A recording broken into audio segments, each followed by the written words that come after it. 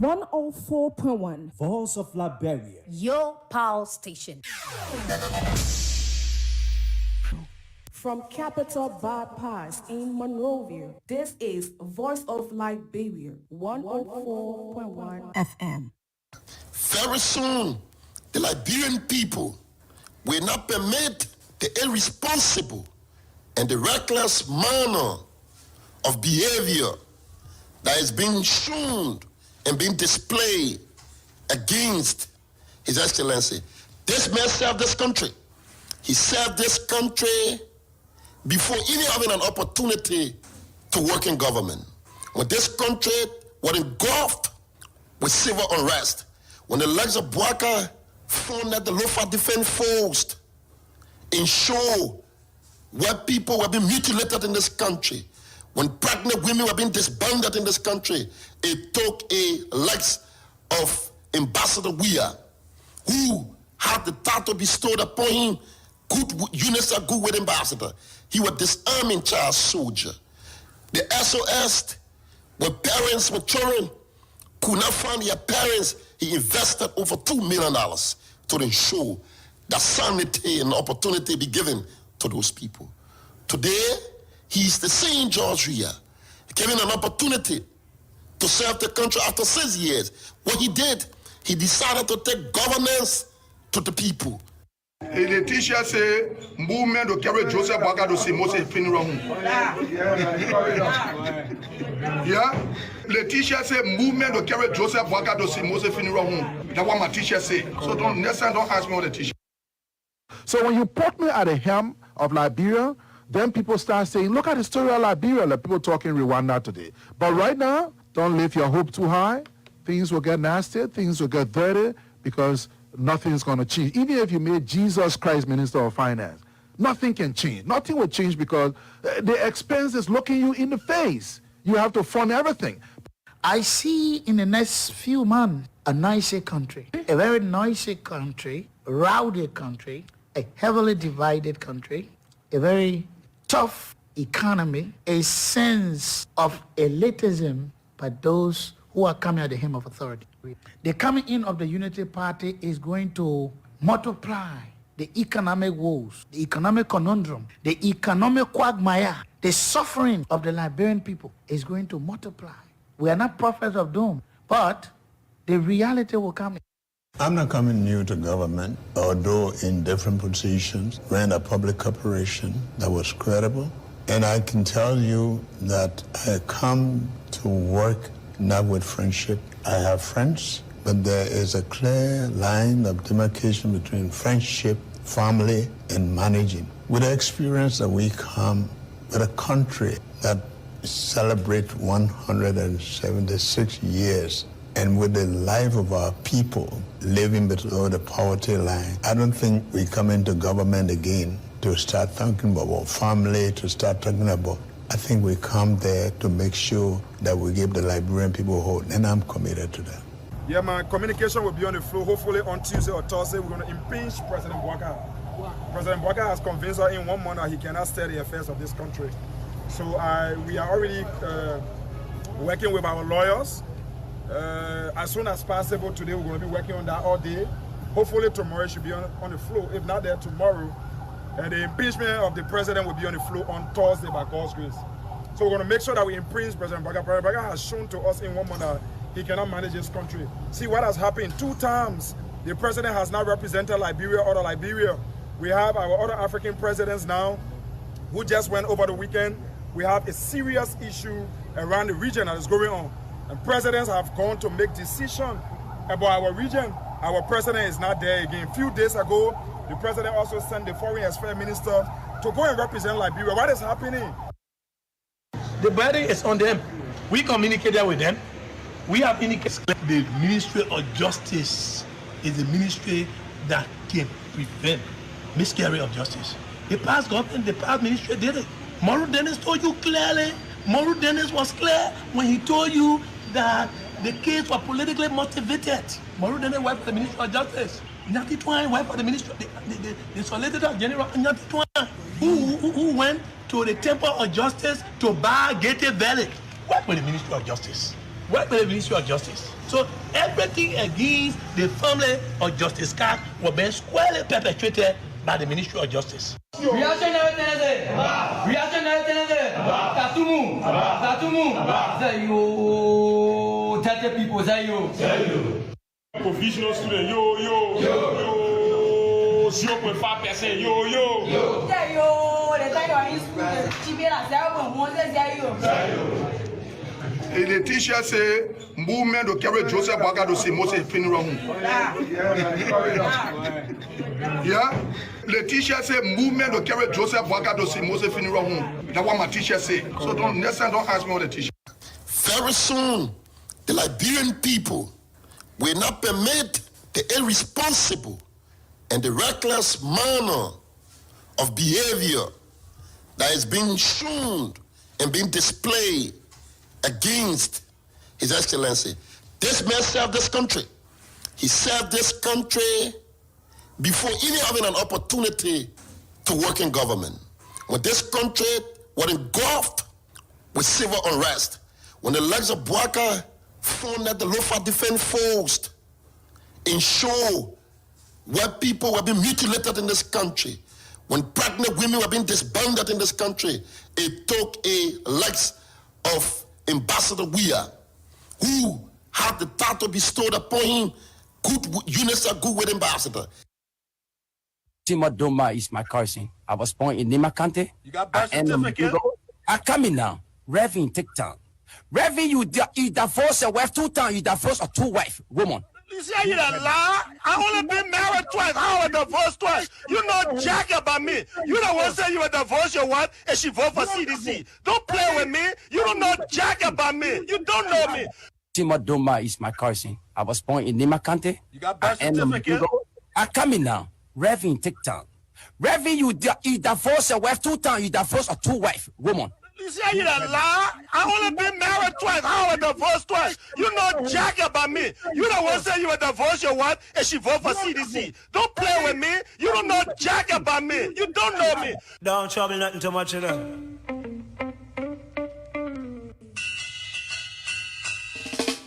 1, 2, 3, I'm loving you. 4, 5, 6, I'm missing you. 7, 8, 9, I want you back. 1, 2, 3, I love you. 4, 5, 6, I'm missing you. 7, 8, 9, I want you back. Here within my arms again. Long time no see. Out your love, I'm lonely. I miss you, and it's too hard to bear. What have you done to me? I'm waking up in the middle of the night without you, and it's so unfair. I toss and turn, reach for you, only my pillow. It's another day, people. A great day from Capital Bad Pants, where we transmit from. And a sunny day between rain and sun in Liberia. Thank God Almighty we are alive again on a great day like this to talk about the issues unfolding in Liberia, having fetched them as well as of Liberia. I love you. 4, 5, 6, It's Thursday, the 6th day of June 2024. Gradually, we are headed to the end of 2024. Dance is right here. My smile has been erased. Can't you It's the show Bits and Pieces on Voice of Liberia, 104.1 Monrovia, Voice of Liberia 89.7, Kakata Gibi County, Voice of Liberia 90.7, Bon County, and the online radio, www.voiceofliberiaradio.com. My name is Sam Andrews. Edwin Draw is in, but Lorena Collet is on the camera. Thank you ever so much. You're on top of your game, Lorena. reality? And like a child, I would say it's so easy to you. 1, 2, 3, I love you. 4, 5, 6, I miss you. 789, I want you back. 1, 2, 3, I love you. 4, 5, 6, I'm missing you. Okay, as it is this custom, let's get started with bringing all of you on who have come on already. Thank you so much. We've got a couple of things to look at this afternoon. What transpired, a repeat. Then the Ministry of Transport. When I say a repeat, you heard the bite from the Secretary General of the Coalition for Democratic Change and the Congress for Democratic Change, Jefferson Koji. We are also at the Ministry of Transport. It is my understanding that the atmosphere has grown even worse. The Congo people, is the Congo expression, worse. And then the judiciary too is uncomfortable with its budgetary allocation. They feel cheated, that the legislature doesn't see them to be that branch of government that should carry a chunk of the budget. They will send it or reject it. We talk about that. RRC will lean heavily against their boss. Didn't I tell you that the boss was wrong to go with such characterization? You can do that in such a time and condition of people. 750 coming back to Liberia, he gave a damning categorization which didn't represent him as the head of RRC. So they took exception. We'll talk about that.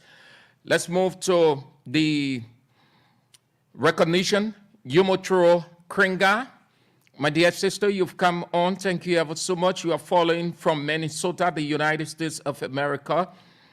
Papi Keita, CDC Papi, you are following from Dupont Road. Juje Oneway, you've come on from Johnsonville. Sam J. Walker, you've joined the conversation from Central Monrovia. Joe Gova, you've come on from Jacobtown Market under the tallest upstairs building, you said. Muyan Sharif, you've come on from District 9, Cinco. Solowat Corsia, you are following from your comfort zone, Gardnersville, New Georgia Estate. Joseph Collet, you are following from Banga City, Bond County. David Gifler, you've come on from Lofa County, and you said you are pretty seated listening from Mandra Market, Waterside. Asata M. Miller, you've come on from where Red Light, and you said good to be on the show, good to have you on. Asata M. Miller. Jackson C. Pony Jr. and I am Frederick Block C, community member of Block 13, statutory member of the show. Good to have you on. I'm excited by your presence. You never miss out on Good Morning Liberia and Bits and Pieces. Thank you so much, Jackson C. Pony Jr. of Iron Frederick Block C, community member of Block 13. Faithfulness Benjamin, you're following, you said, from in town, that should be Central Monrovia. Hilton Wulajedo, you've come on from Looking Town. Hope you're faring well. David Gavler, you on a port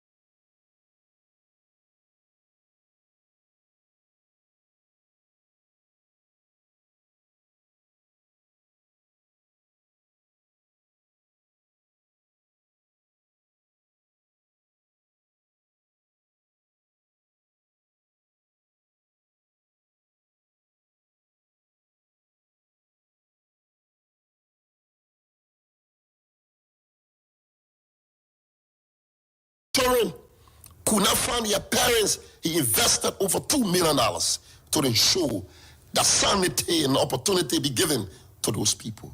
Today, he's the same George here, given an opportunity to serve the country after 6 years. What he did, he decided to take governance to the people.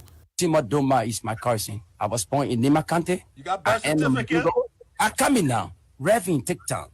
Reverend, you divorce your wife 2 times. You divorce a 2 wife woman. You say you a lie? I only been married twice. I was divorced twice. You know jack about me. You don't want to say you would divorce your wife and she vote for CDC. Don't play with me. You don't know jack about me. You don't know me.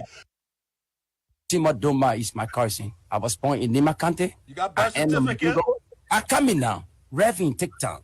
Reverend, you divorce your wife 2 times. You divorce a 2 wife woman. You say you a lie? I only been married twice. I was divorced twice. You know jack about me. You don't want to say you would divorce your wife and she vote for CDC. Don't play with me. You don't know jack about me. You don't know me. Doma is my cousin. I was born in Nimakante. You got birth certificate? I come in now. Reverend TikTok. Reverend, you divorce your wife 2 times. You divorce a 2 wife woman. You say you a lie? I only been married twice. I was divorced twice. You know jack about me. You don't want to say you would divorce your wife and she vote for CDC. Don't play with me. You don't know jack about me. You don't know me. Doma is my cousin. I was born in Nimakante. You got birth certificate? I come in now. Reverend TikTok. Reverend, you divorce your wife 2 times. You divorce a 2 wife woman. You say you a lie? I only been married twice. I was divorced twice. You know jack about me. You don't want to say you would divorce your wife and she vote for CDC. Don't play with me. You don't know jack about me. You don't know me. We apologize. It is part of live that sudden break of the transmission. So, yes, you have come on, those of you who were acknowledging when we had that sudden rapture. Gabriel Ma of Broadway, you are on. Charles Chinaway, you've on also from Broadville. Thank you guys for coming on the show. Stephen Coker, my dear Gian brother from Minnesota, the United States of America, you've come on. And who else? Alhaji Fofana, you've come on also. Thank you ever so much. Duarte, you've come on from Minnesota, the United States of America. All of you, Juje Onwe, we will acknowledge as you guys come on. We've got just few issues to talk about on our plate, and then we call it a day. And so we talk the repeat as quickly as we can. The repeat, that's how I want to term it. It happened first and it happened again. So I couldn't have given it any description representative of such than that. Sam Walker, it's good that you are on. Joe Gofa, all of you, thank you for coming on. I couldn't have given it any description worthy of the situation. So the former president will experience what he experienced again. It's very important to look at all of the factors politically, but that wouldn't suffice to me in terms of logical reasoning. Certainly not. So I wouldn't tread that route. Instead, just to be raw. I just thought that I should be raw with this one. And here is it. All of those things are good.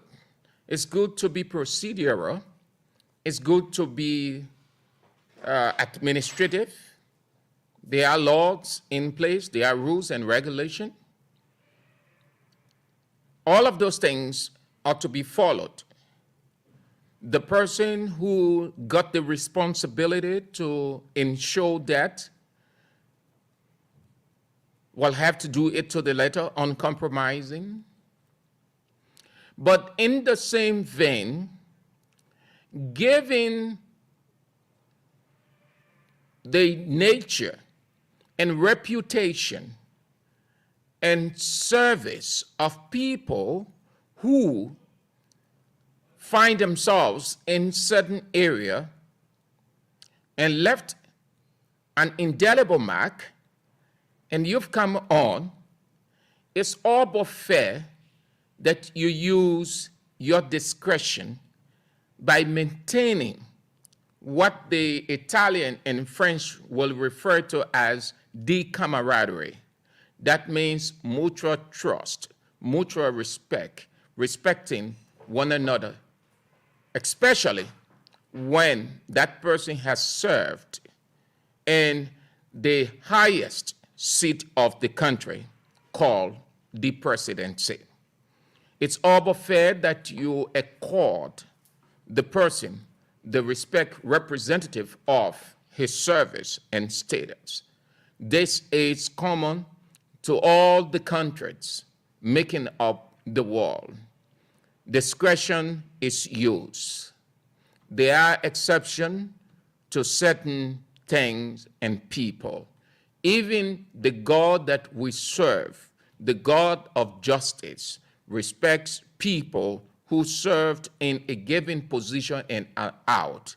He doesn't disrespect them simply because he is the leader, but he respects them. He still holds them in high esteem. So the former president, George Weah, again, was ill-treated, mistreated, dehumanized, disrespected. So here is it. I said I wouldn't tread the path of being too political with this, trying to read all of the political stuff into it. But let me ask this simple question. I've talked about being ethical, following the rules, being procedural. All of those things are right. But listen, how many times and places we have attempted not to apply the law, the rules, to be ethical, moral. How many times? In our country, look at what is happening on a daily basis. The laws are being flouted. A good number of people in their respective status or positions do what they want to do, whichever way they want to do it. No one questions them. The leader is aware. No one raised any procedural issues or ethical issues. Certainly not. So, yeah, is it. Where you will carry all those things that you're fighting over, only the president will pass here. No other person or former president should pass here. Today or tomorrow, you'll fall down, you'll die. You will carry those things with you. That's why I use the word discretion. I say use your discretion in certain situations. Why you carry all those things? With same people who try to be very ethical, try to be very strict, try to be moral, more than the Pharisees. You know why Jesus blasted the Pharisees? It was one of the reasons that you see happening today. No, I'm the boss. The next person should not pass it. Let's uphold the rule to the letter. We will never, ever compromise it. Once you are not this person, you are not to pass it. You are not to do everything. In fact, you are stained, you are stink, you are dirty, you are unclean. So don't pass here. Only the clean people. That's what, man. You can see, you sense the Pharisaic attitude in that situation. I am the boss. I decide what is what. No one passes here. Only me pass. And the rest of the supporters go in for that. But they will not see what is happening on the other side that is equally significant to that situation or demeaning. So, when you leave the earth, now today or tomorrow it's announced that you die. You will carry that airport with you. You will carry all the gold chairs and other things with you. They will put you in one box called casket. The only thing they will say, president or former president. The only thing they will say, he was a journalist. You were working on Voice of Liberia. That only thing is they can pour. They I've never seen people pour VIP lunch in casket. You are not carrying it with you. It's all but fair that in such a situation you use your discretion. This country is a loving country. If you understand Liberia, you see that God positioned Liberia in a way and placed that love in Liberians. But we tend to see each other as rivals. And rivals are enemies. So the Secretary General of the party, in my opinion, couldn't have put it any better. But I just thought to say it from a raw standpoint that you have to be careful. Those things, why it is true that you are the president, you are the vice president, you former president, you legislator, you minister, whatever your position. Those things, these are nothing. We can't stop being procedural. We can't stop following the rules and regulations. That's what makes society unique. But the same law provides for using a discretion. That's why the Constitution says you can form this, you can form that. But you have to do it in concert with the Constitution, meaning you can use your discretion to develop certain frameworks, but have a guiding principle. Use your discretion. In such a situation, tell me, so if the former president passed order, what will it do to President Bouaka? What will it take from President Bouaka?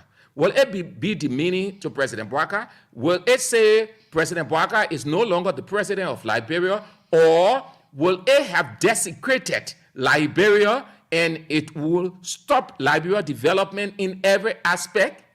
What the big thing about this person shouldn't pass a VIP, only this person should pass? Why the VIP? When we got too many things in this country, too many unfinished business.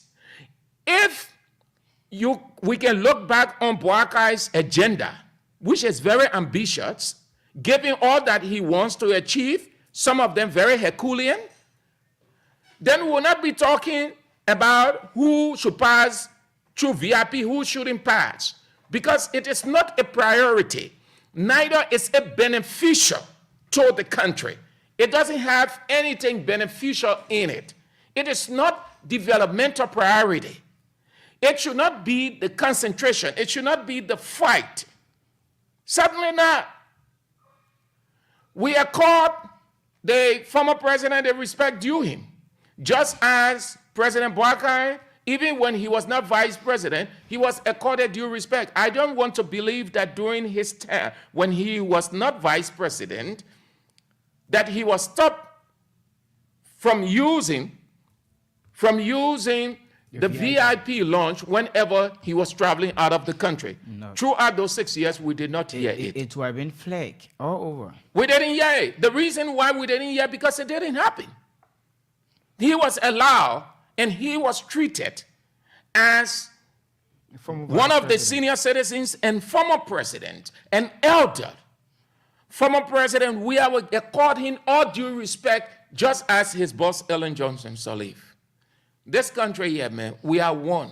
We are one people. Let us not discard the emblem or those wordings and the Constitution and the symbols. There are certain things you use your discretion. It doesn't say that you are not the president or it takes away everything presidential from you or that you people are competing. No. President Weah, former President Weah, and President Joe Bouaka are not competing. They aren't rivals. Those of you who are around Mr. President, you tell Mr. President, speak to Mr. President, allow Mr. President to see reason that former President George Weah and President Joseph Yema Bouaka are not rivals. They are not enemies. Why am I saying that you, the advisors, you have to speak because you know why? You, in our country, our politics is purely based on patriotism, wherein the president has the power, he has the money, he has everything, so everybody in the executive bow to the president. He's the Lord. He lords over everybody. So they pay homage to him because he is the patron. They gave him all due respect and honor. So at certain point in time, given the nature of certain situation, because he is the boss, they are afraid to say, Mr. President, let us not do this thing. Let us allow the president, the former president, to pass. It wouldn't mean anything. Instead, they will go the other way around. Mr. President, he shouldn't. You are. In fact, this is what the law says. This is what the law says. If we try to be too restrictive, too Pharisaic with laws in this country, then no one is worthy from Mr. President Joseph Bima Bouaka down. Because the first person who has started to flout the laws, never respected most of the laws, though he knows them, is Mr. President. So you think the people couldn't have lashed out? Why you people who are strong fans of the president, why you get vexed when his wrongs are being corrected? Because you know that the president is wrong, but you don't want to say it. You don't have the boldness to tell Mr. President. So those who have the boldness to tell Mr. President, so you're trying to advise Mr. President. We know this thing, we can be talking about it. It doesn't make sense in my opinion. VIP, no former president are not allowed to use the VIP. Now, there are things, this country had 6 years and life still continue. There are things that Bouaka, we're not praying for it, but there are things in the future Bouaka might go through, and you will need sympathy. And everybody will be pressing that the law should stand, and you will think that, oh no, people should be sympathetic, people should lower the bar because he is the president. And you now will have to go back and say, the people saying it because Mr. President did not use his discretion. You don't portray it. And President Bouaka, you and the former president, you're not rivals, man. Don't allow your advisors to put the two of you at loggerhead. Thank God Almighty we got you people as president and former presidents in this country. We have former President Sirleaf. We have former President Taylor, even though he's serving 50 years jail sentence in Great Britain. We have former President Weah. Thank God Almighty, it is a blessing. It is a blessing. It is a worthy, divine blessing. You know how many years from 1847 coming to the most recent, we've never had a former president. We've always had dead president. If that president was former, he was dead and dead former. And God looks into it and say, I've heard the people of Liberia cry. They have always been jealous of other countries, especially the country they model themselves after the America. When the Americans are talking about the former presidents and they are introducing the former presidents, so I will allow them to see former presidents. That's a blessing. So why now we should turn the blessing into curse and creating the situation that President Bouaka and former President we are enemies. Don't pass here. Don't do the other one. Because, listen, it will be, we can give too many readings into it. So you're subjecting the person, one, oh yeah, okay, you aren't. The president, again, good, granted, yes, understood, constitutionally, democratically. So you are not to pass here. Two, you have to pass on the other side. But it is subjection and it creates insecurity. Why if the place you want a person to pass, the place is not secure? Or something is already planted there and something happened around there. Though we don't pray for that. You know what it's going to say? Say, oh, but the president planted people. That what he want. He and former president, we are being impeached. They've been in a rivalry situation. So this is why he's trying to get at the former president. And you see, the situation in the country will be sour. Already we have nothing. We're going nowhere. We're begging. We're trying the best we can as a country. We can be stooping so low on those things. Those are petty, petty things.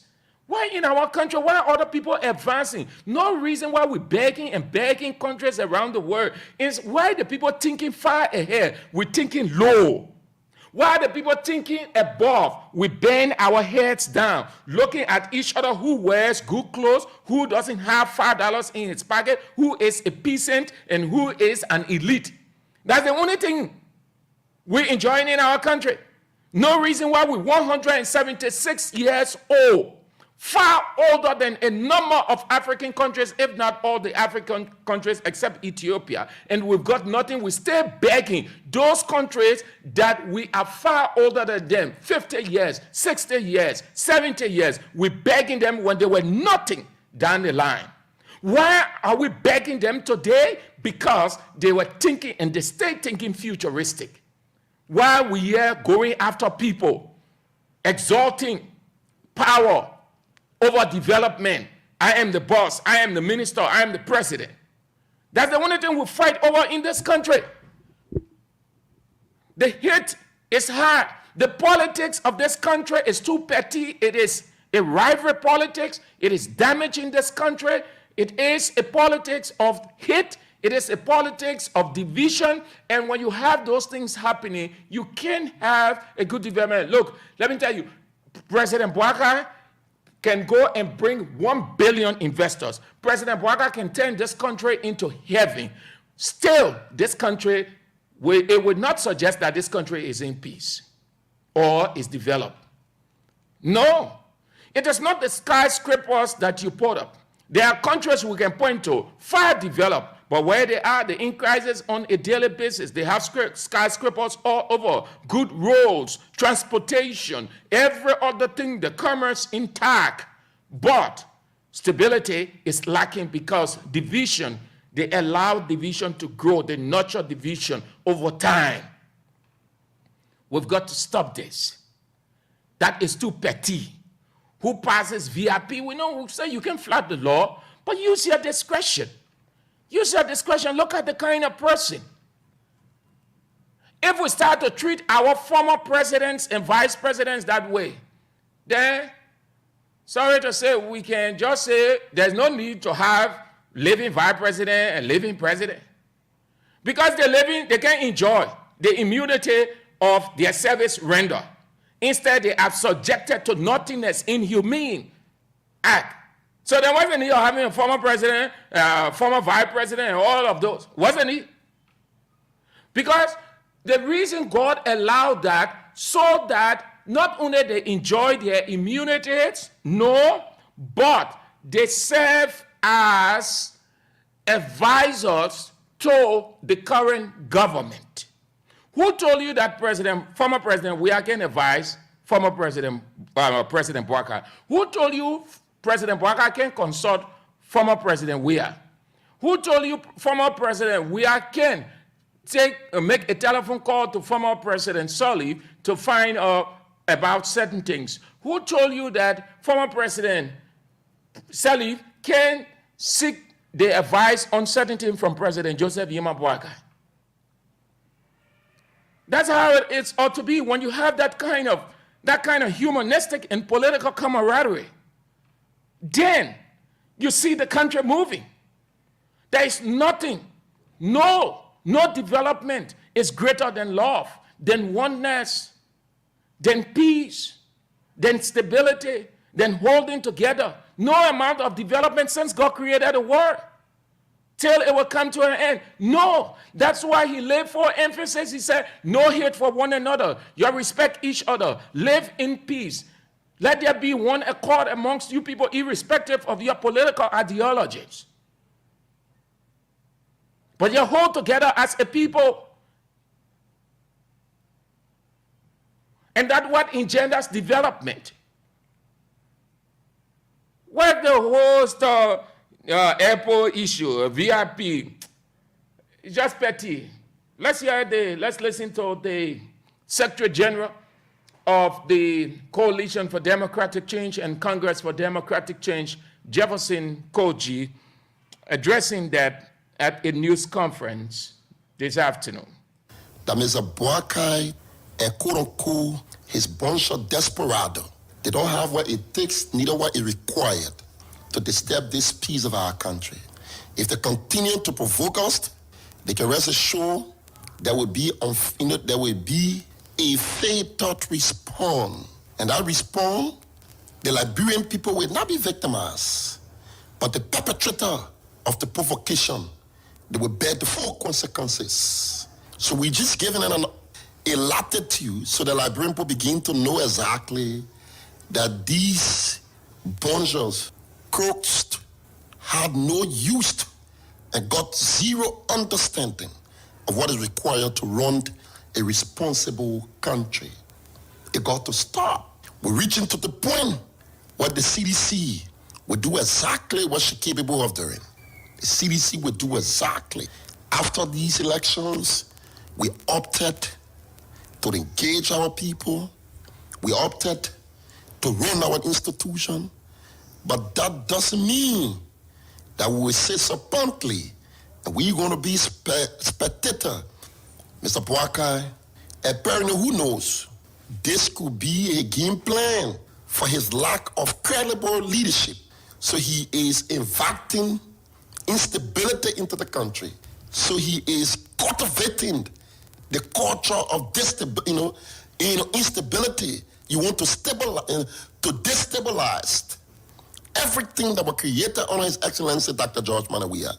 He's fast proceeding in such a manner. People who got interest in this country, you must begin to see this very clearly. We're calling on the Liberian Council of Churches. We're calling on our various ambassadors near Monrovia. We're calling on our citizens across the country and the diaspora. Liberia is each and every one of us concerned. It is remain our common patrimony. Can arrogantly, mistakenly consider this country as a personal enterprise. They're just a warning shot. We are working assiduously, and the Unity Party knows us very well. You can't be surprised, you know. And you know what the CDC represents. You're fully aware of that.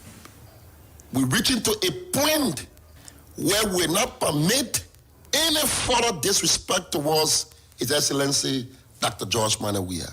Very soon, the Liberian people will not permit the irresponsible and the reckless manner of behavior that is being shown and being displayed against His Excellency. This man served this country. He served this country before even having an opportunity to work in government. When this country was engulfed with civil unrest, when the legs of Boakai found that the Lofa Defense Force ensured where people were being mutilated in this country, when pregnant women were being disbanded in this country, it took a legs of Ambassador Weah, who had the title bestowed upon him, good UNICEF Goodwill Ambassador. He was disarming child soldier. The SOS, where parents with children could not find their parents, he invested over $2 million to ensure that sanity and opportunity be given to those people. Today, he's the same George Weah, given an opportunity to serve the country after 6 years. What he did, the Liberian people will not permit the irresponsible and the reckless manner of behavior that is being shown and being displayed against His Excellency. This man served this country. He served this country before even having an opportunity to work in government.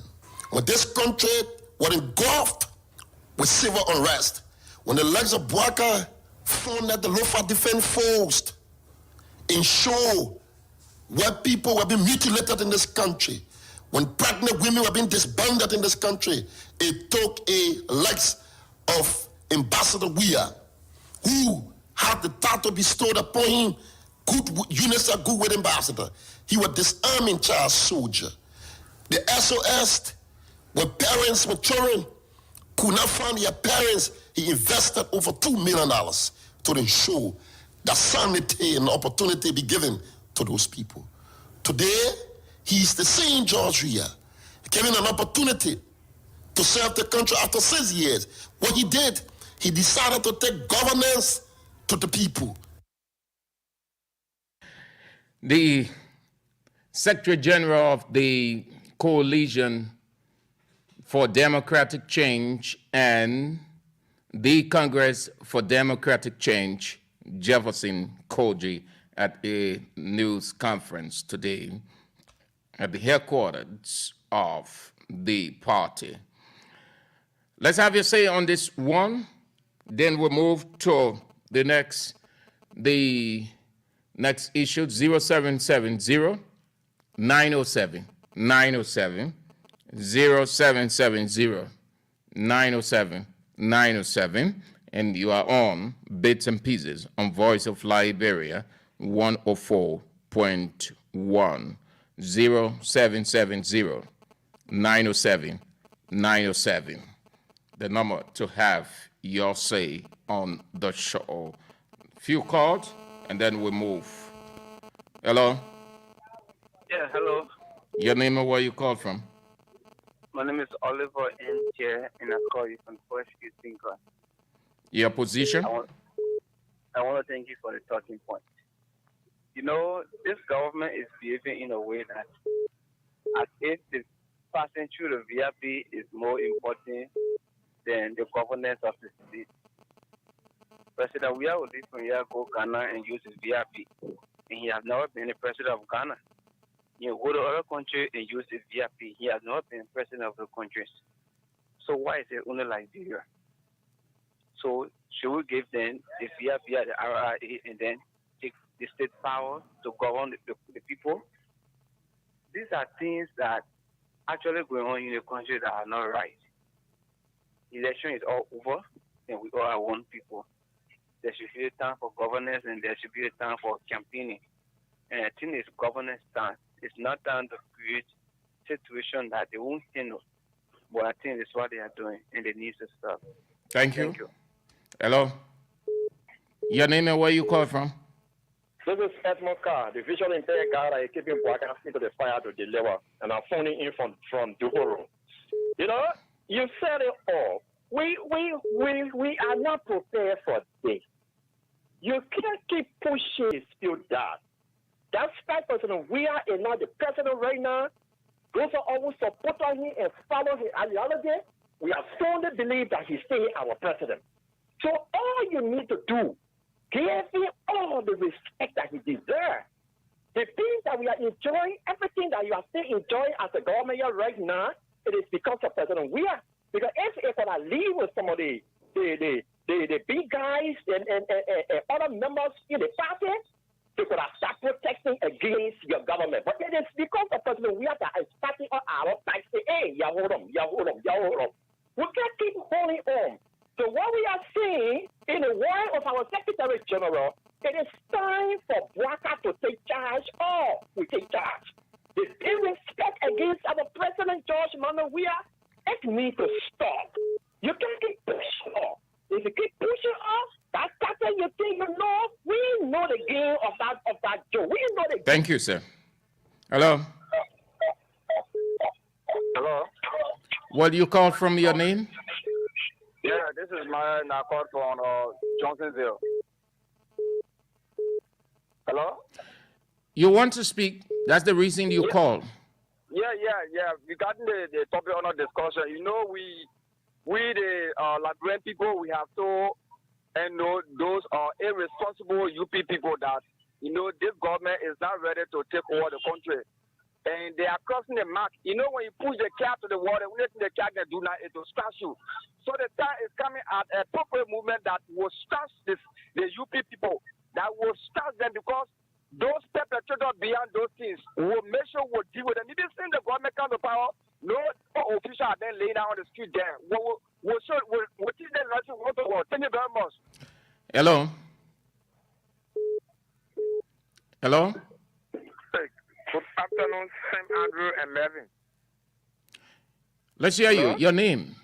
Yeah, I'm Peter David Castle. I come from under the street light in Lower Johnsonville. And thank you very much for the fascinating and the patriotic and the discussion that you carry on this afternoon. You know, and you see what we call country boy in town.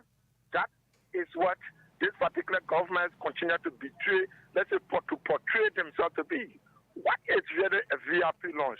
They did not say presidential launch, they said VIP.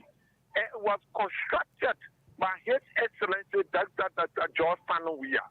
There's a modern VIP that Joseph Walker and his colleagues have not seen in their life. So they're taking it to be their personal property. And just as Jefferson Koji said, these guys want to invite uprising in this particular country. Sometimes you can imagine this morning I woke up 5 o'clock to go to Freeport and I was standing in the line to purchase rest. Later, when the news broke out, people getting over back to go to the port to rescue George Weah. So you saw how the whole Freeport community thing all sat down at the time. So they really need to really put their act together and make sure that they should govern this particular country with peace and stability. We are here, our children are going to school, you know, we are doing our business, we do not need government job. But what we want is peace. So Joseph Boakai, the VIP law does not belong to you. It's not your personal property. Thank you. Hello. Hello? Your name, where you call from? Well, I'm Edward Shannon Jr., and I call from the township of the Ginger besides the back settlement. Hello? You call, you speak. Yeah, my brother, let me say something. You know, what I think the Unity Party government has done is that while we agree there are shortcomings, but the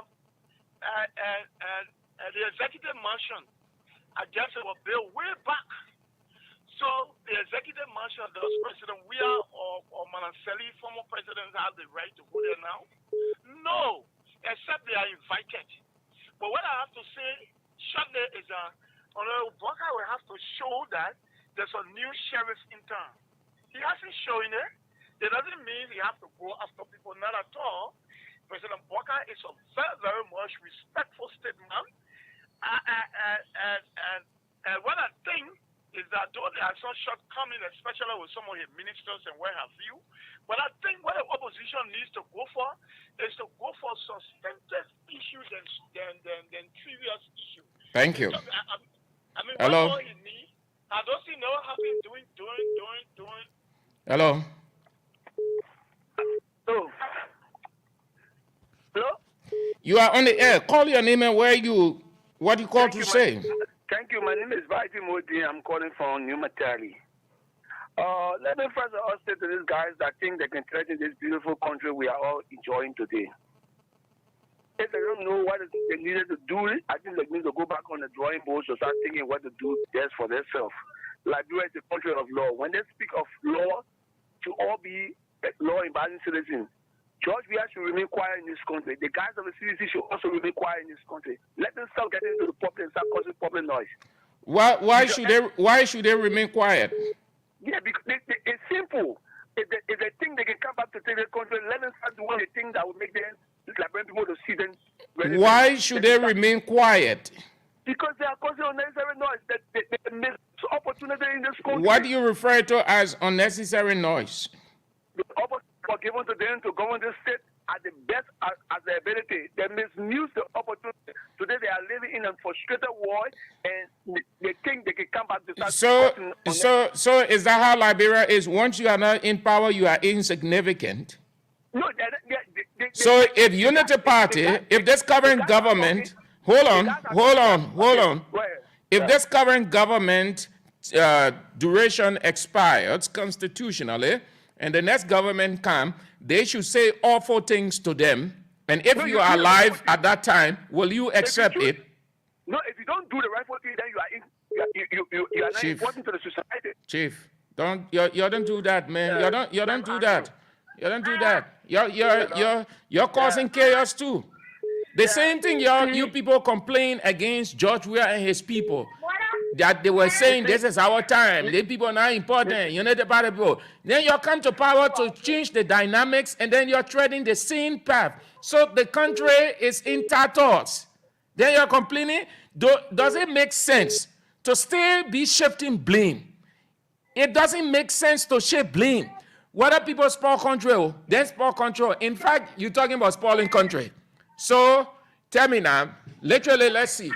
If you talk about spoiling country, who development we see in this country around? Who development? Joe Bwaka? Who development we see? Who footprint? Tell me, my dear brother, you just call before I go back to the line. Ask yourself, who development? Because your office, they put damage to the country. Bwaka is damaging the country too. Bwaka can give a count of 650,000. The president.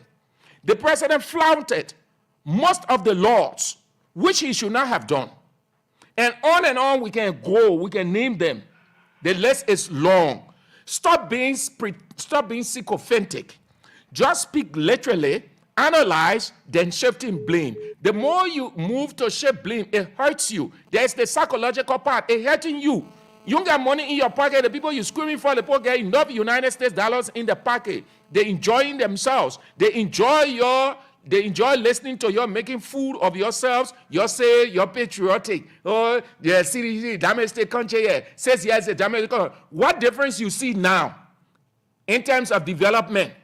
If you find development in this country, it's George Weah footprint. It's George Weah development. George Weah legacy. Then you're still running all around. Oh, but it was by the country. It was the country. You put in increased psychological burden on you. You worry about the people. When you go into bed, you're thinking about it. You find food to eat, you're thinking about it. You wake up, you're thinking about it. Your whole life, they put spoil the country. They put damage the country. So what are you doing individually?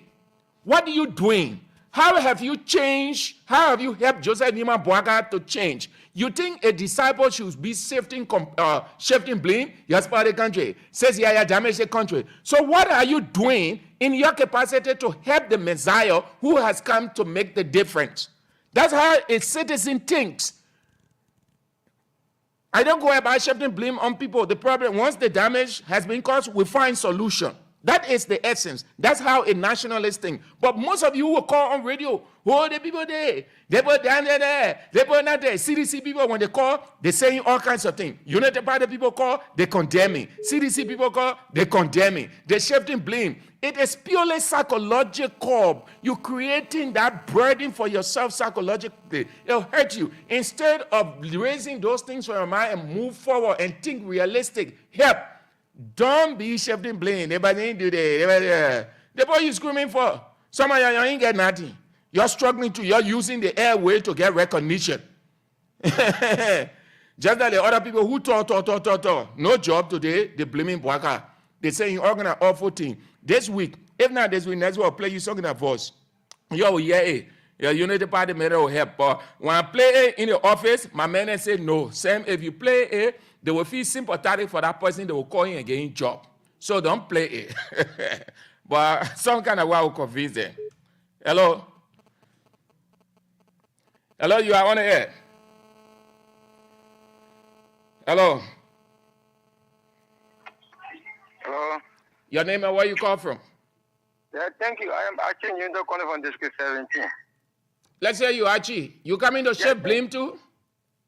No, it's not about shaping blame. It's about what is the essence of somebody using VIP putting stop to them when there are issues that are important to the survivability of this country. Exactly. That's what I said. That's my position. That thing is not a priority. It's not development. It doesn't make anything significant of this country. Yes.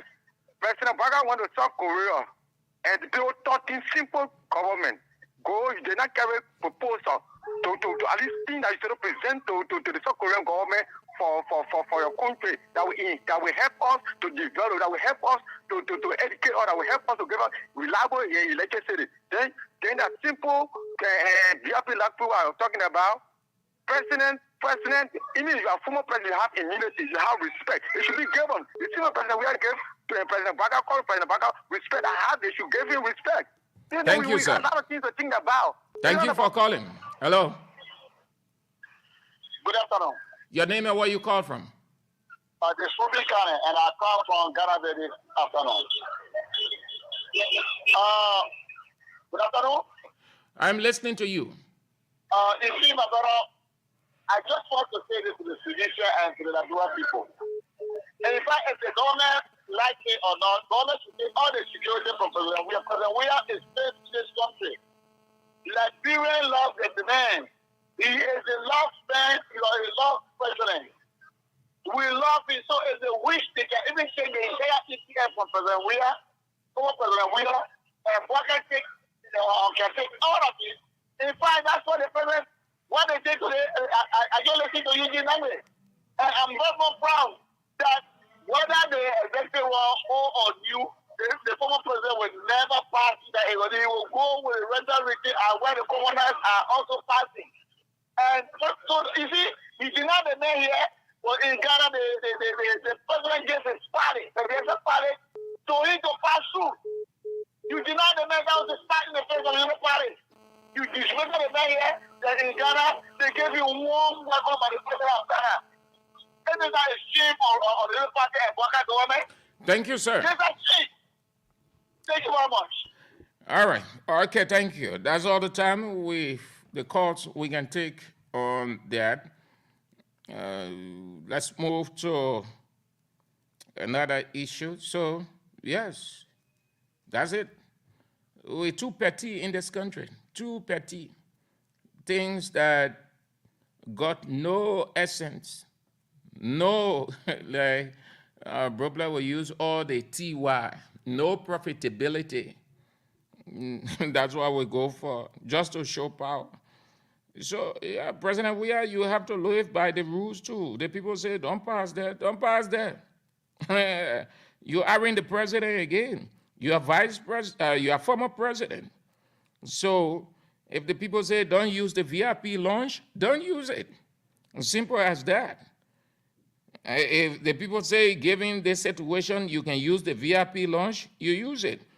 You just have to allow the government to flow as the way they want it, and everybody looks.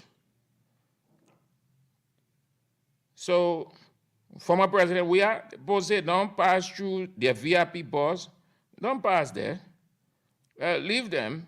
If they say pass there this time, if you find it necessary, fine, you can do it. If you find it necessary, you leave it. But we've got to be careful. We've got to be careful in this country. Yeah. We've got to be very, very, very, very careful, very careful. Let us stop the hate, the division. Liberia is the only country with the petty politics, as if one regime can stay there forever and ever, or should stay there forever and ever. When you're in, you are the best regime. When you're out, you are the bad or baddest regime. And then those who are the current, they begin to categorize, begin to vilify, condemn, and a lot more. And at the close of the day, it damaged the country. It doesn't help the country, not at all. That is not politicking at all. I mean, you stop this blame shifting. I don't like the only reason why I entertain it because it is your opinion, and we have to respect it. But my logic, reasoning is what I put forth to you. You call, it doesn't, you waste time. That's why if you listen to the talk show, most of the talk shows, they're cutting you people off with these things because you killing the essence too. You call, they're both discussing something very important or they discuss that topic. Then you waste your time, energy, and resources to say the former regime, the former government messed this country up, they stole, we're prosecuted. You're wasting time. You're wasting time. You have just ranted. But if you already aware, why would I waste my time? I'm already aware. So what I need to do is to put my opinion into what was said, literally. So when I off, when somebody see me somewhere or someone in a gathering, they will say, oh, we always listen to this guy on the air. You know how some guys got into CDC government and they rose from one level to another opportunistically? They will not condemn. They saw some ills from Unity Party. But when they call, they wouldn't say, Unity Party, they will do that. No, they went to the issue. How many of you, or if you don't know, let me tell you, most of these officials, they listen to almost all the radio stations. You know the people they don't like, they blame shifter. When they know that you can shift blame them more, they don't see you as being significant in terms of having the intellectual mind, the capacity, because that is a limitation already. They have not heard anything substantial from you.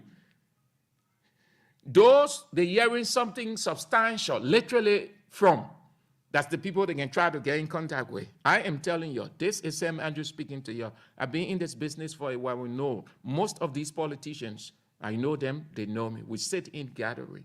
We've listened to some radio. We hear real conversations. The people, they don't respect you.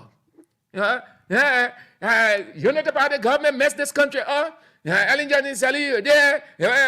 No.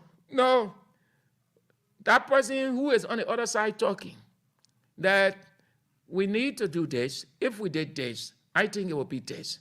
The situation is this because of that. They're listening to politicians and say, but who's that guy?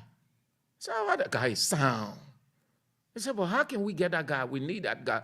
That's how some guys in this Unity Party government, Joe Walker government, they in this government because of their modest, literate disposition on issues. They did not go shifting blame. They just went literally. Look on social media. Follow some of the rights out and watch the comments of some of the politicians. You hear a politician right, sound. Brother, this is a very good piece. So you know what? If that politician can write under that person's post, you know what that means? That politician sees that person as a rational thinker. So that person, that politician can align with that person. That politician will try to get closer to that person because he knows that that person is literally heavy in terms of reasoning. But those of you, you think when you call, you're blasting, you're screaming, you're shouting here and there, you think you're making a point. You're not making any point. You're only ranting. Look up the word rant, R-A-N-T. It just means loud say voice, loud noise, just repeating yourself over and over. If somebody tells you, my man, you're ranting, man, they're telling you, you're just saying the same thing over and over. Yesterday you said, Unity Party blunder. Today you say, CDC blunder. Day after tomorrow, you say ANC blunder. So you're only shifting blame, or you're finding fault finder. No, you don't make any point. So you want to leave that, change your mental self, go to the issue, analyze well, then you take your telephone. If it requires you to put your pointers, to write your pointers down, you write it. Then when you call into that talk show, and then you make a position. And let me tell you another thing. This is behind the scene.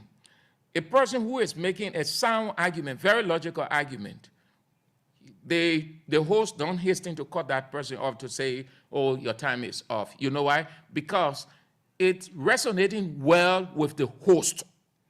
So he or she allows that person to talk because he is the one who is transmitting the voice of that person who is sounding very rational to the rest of the people who are listening. So he allows that person, he or she allows that person to talk, more time allocated to the person. That's how it is. That's what intellectualism is. All that we do It's intellectualism. We exchange ideas, opinions. All right? All right. Just thought to share that so that you will change your way you respond to issues. Just analyze. So let's move to the Ministry of Transport. I said that the Ministry of Transport is in a very debilitating atmosphere. Fear has engulfed that place. The minister has installed himself as the Nebuchadnezzar.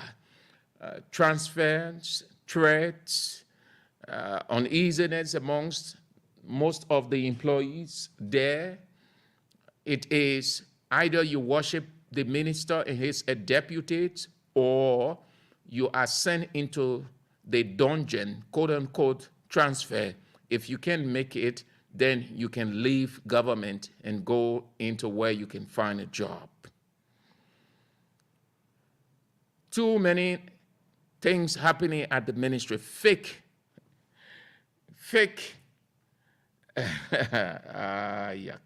Government in Liberia. Too many. So the Ministry of Transport is in a very tense atmosphere. The atmosphere is tense at the Ministry of Transport.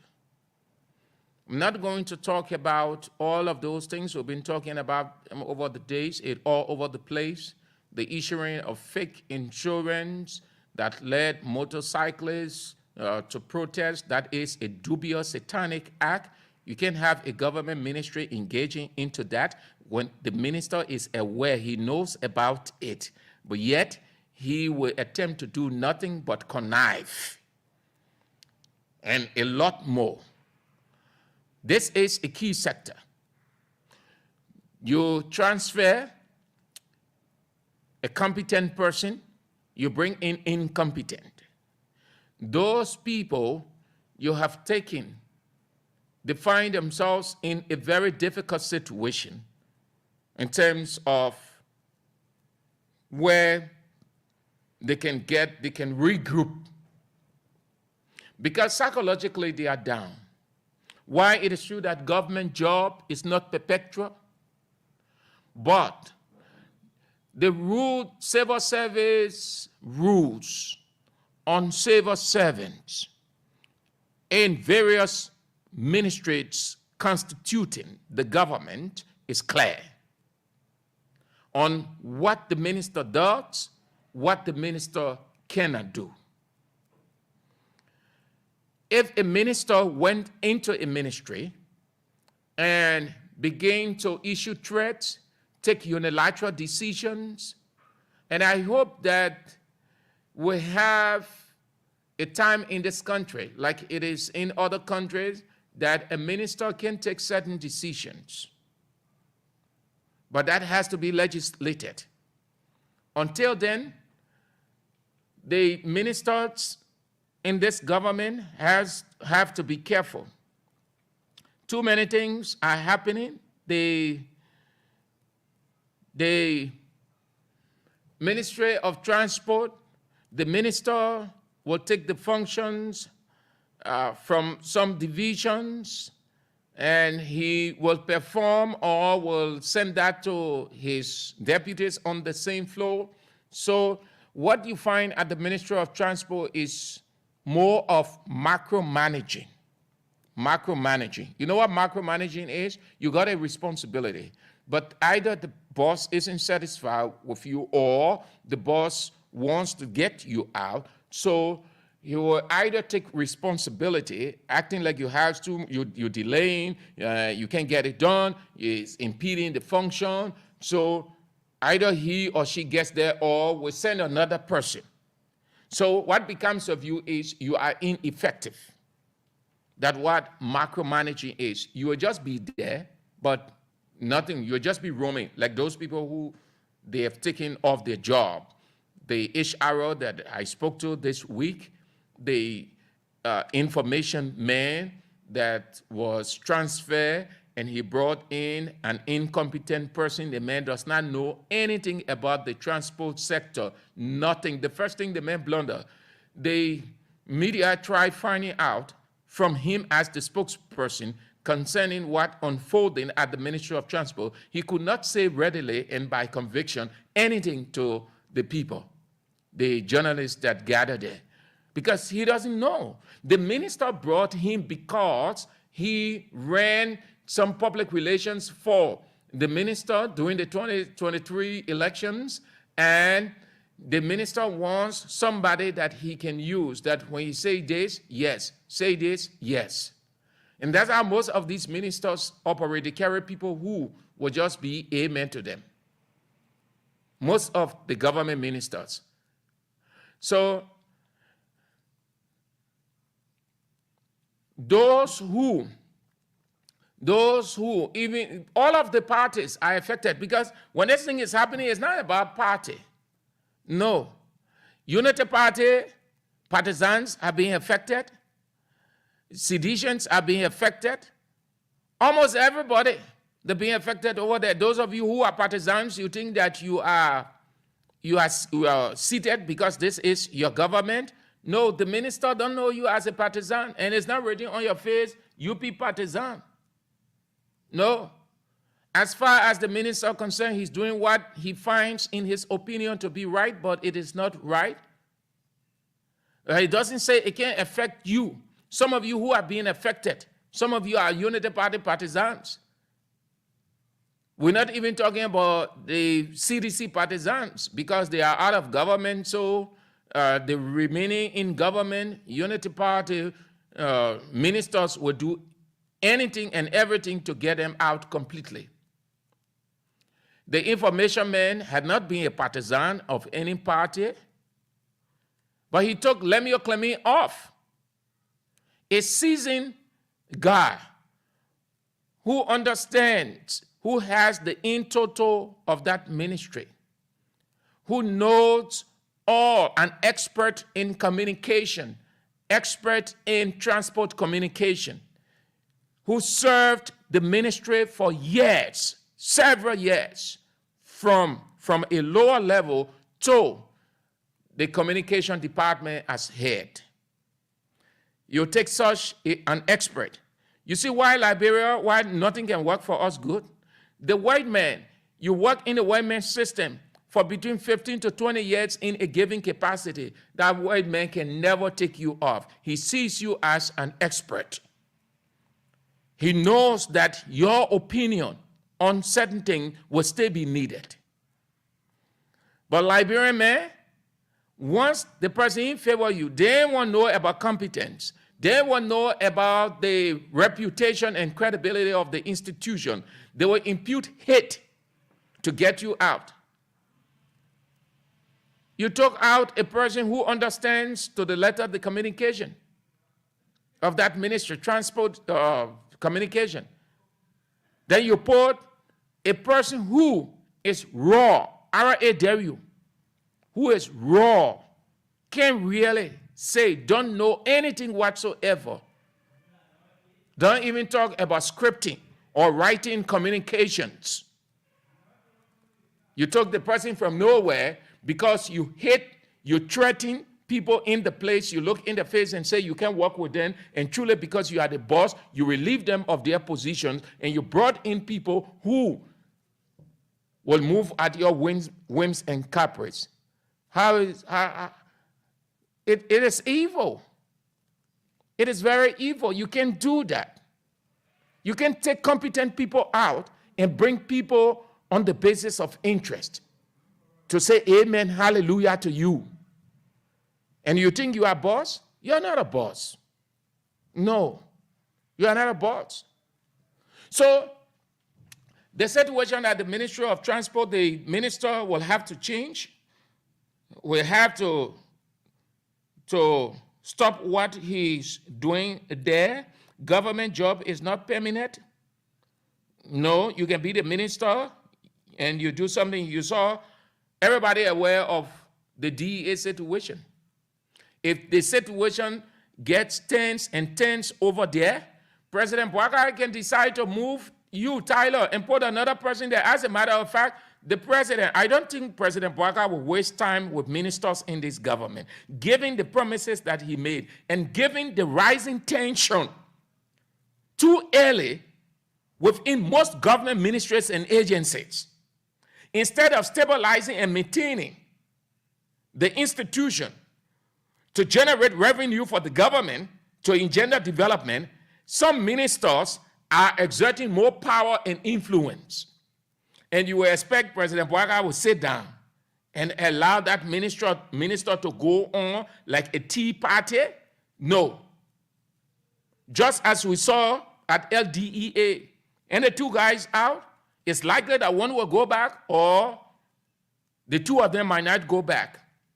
It's very likely that the president, when he continues to hear this thing coming from the transport ministry, and mind you, there are people there in that transport ministry who are also close to certain big names that are close to President Bouaga.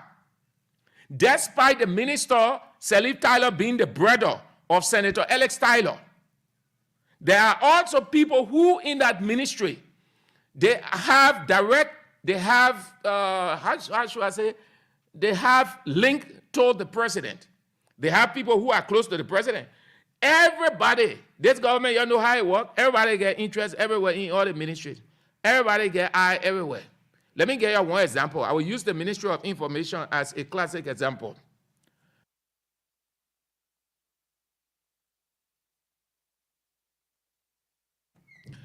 Let me use the ministry as a classic example. I know that for a fact because I'm aware of it. A certain person was at the Ministry of Information. At the Ministry of Information. And the minister then was uncomfortable with certain people. The same way Alex Tyler, we are told he would just say things to people in the corridor, threatening them. That minister at Information used to do the same. So the people got tired and decided to reach to their big name in government. And they informed the person, say, this is what we're going through in the ministry. Yeah, the ministry, when the minister ready, he will just curse us, he will threaten us. So, living story I'm telling you, go to that ministry, it's dead. Anybody say, man, you say. I saying it. When it reached to that big name that was close to President Weah, you know the information that went back? It said, you tell the minister, if he wants to stay there, then let him say that again. It said, you tell the minister, if he wants to stay over there as minister, then let him say that to you again, or let him attempt to threaten you. That means immediately his removal will be announced. You be careful. When you are minister, you're not God. Don't lord over the people. It is only a privilege to serve and to serve well. And you need those people to work with you to achieve your goal. So that when you're making a report, you know why the president, when he's making annual report, when he or she is making annual report, certain ministries omitted, or when that ministry is not omitted, you can hear less. Let me show you. Somebody within the hierarchy, they explain that. That because throughout, they will submit nothing substantial because they achieve nothing substantial. So when the president is reading the State of the Nation address, when it comes to the transport sector, he will just say one or two in passing. Because over that time, instead of concentrating on significant things to develop, the minister was there, they pressing this, they pressing that, they transferring there, and time elapsed. So the president would not have much to say there because not much was given him. So, Minister Tyler, let me say to you, yeah, because we know it, and not only Minister Tyler, but all ministers in this government. When you think that you are appointed by the president, there are other people who have a link with the president. There are other people who have relationship with the president. There are other people who know people close to the president.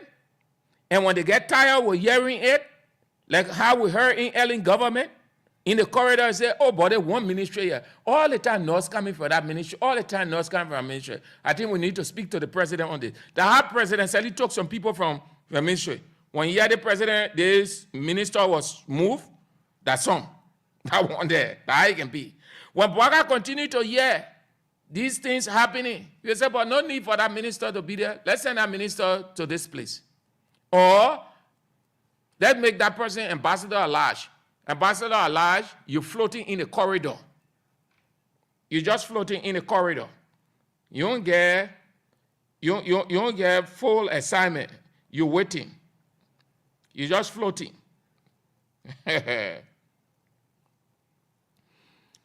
So in the midst of all that is happening, then we move on to go to the game.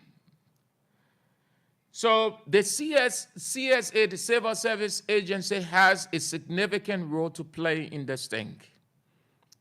The CSA is the stabilizer of the employees within various agencies and ministries of government, the CSA.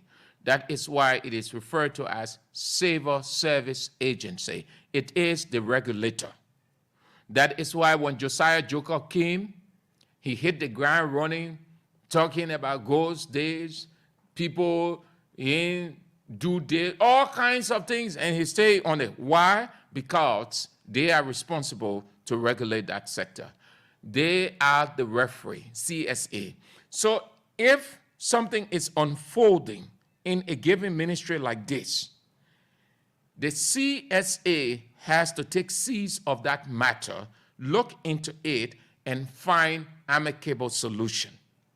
But if nothing of such, and it gets serious, it reaches the point of protest, and that protest degenerates into something else, the CSA will be held responsible.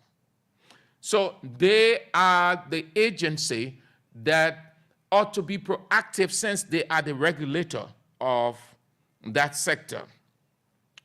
It seems they are dormant. Did you listen to me? I said it seems. Why? Because they have their own approach, how they go about.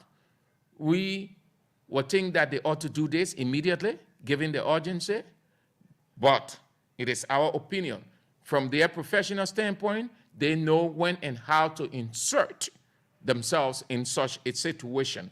So I can say for now, they are dormant on what is unfolding there, especially the attitude of the minister employing people, I'm told, outside the wage bill of the ministry, putting more financial burden on the government. That's what most of the ministers do. They employ their own people. They bring in their people that they're comfortable with working with. 40,000 off the payroll, yeah, what? But those 40,000 are replaced. Yes. Who told you when you hear payroll cleanup that nobody goes there? That is a lie. Those of you who are sentimental or get sentimental about it, they're using you. They're fooling you. When they say 40,000 on the payroll is overwhelmed, we need to blot the payroll. That means to reduce it, to take some name, because the word blot means to remove. So those 40,000 out, it's not going to be left that way. Half will come in, and they will get, some will be receiving the amount that some of those they take out receive, some will receive a pay cut, but the government, the various ministries will inject. And this is always by the approval of the head of the Civil Service Agency. Nobody, the minister can bring in 3, 4, 5 persons, 6, 7, 8. That minister knows that it will be known with time. So what he or she does is move to the civil service boss, either at his house or at his office, given the fact that he is a minister and that man is the director, will sit down and discuss that in a friendly manner to work out ways by which that absorption can be done. I am telling you.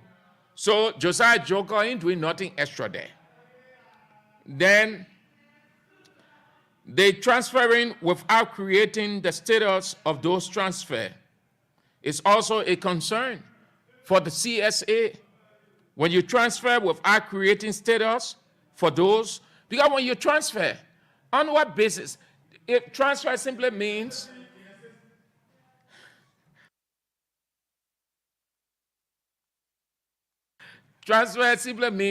you're taking a person from one point to another.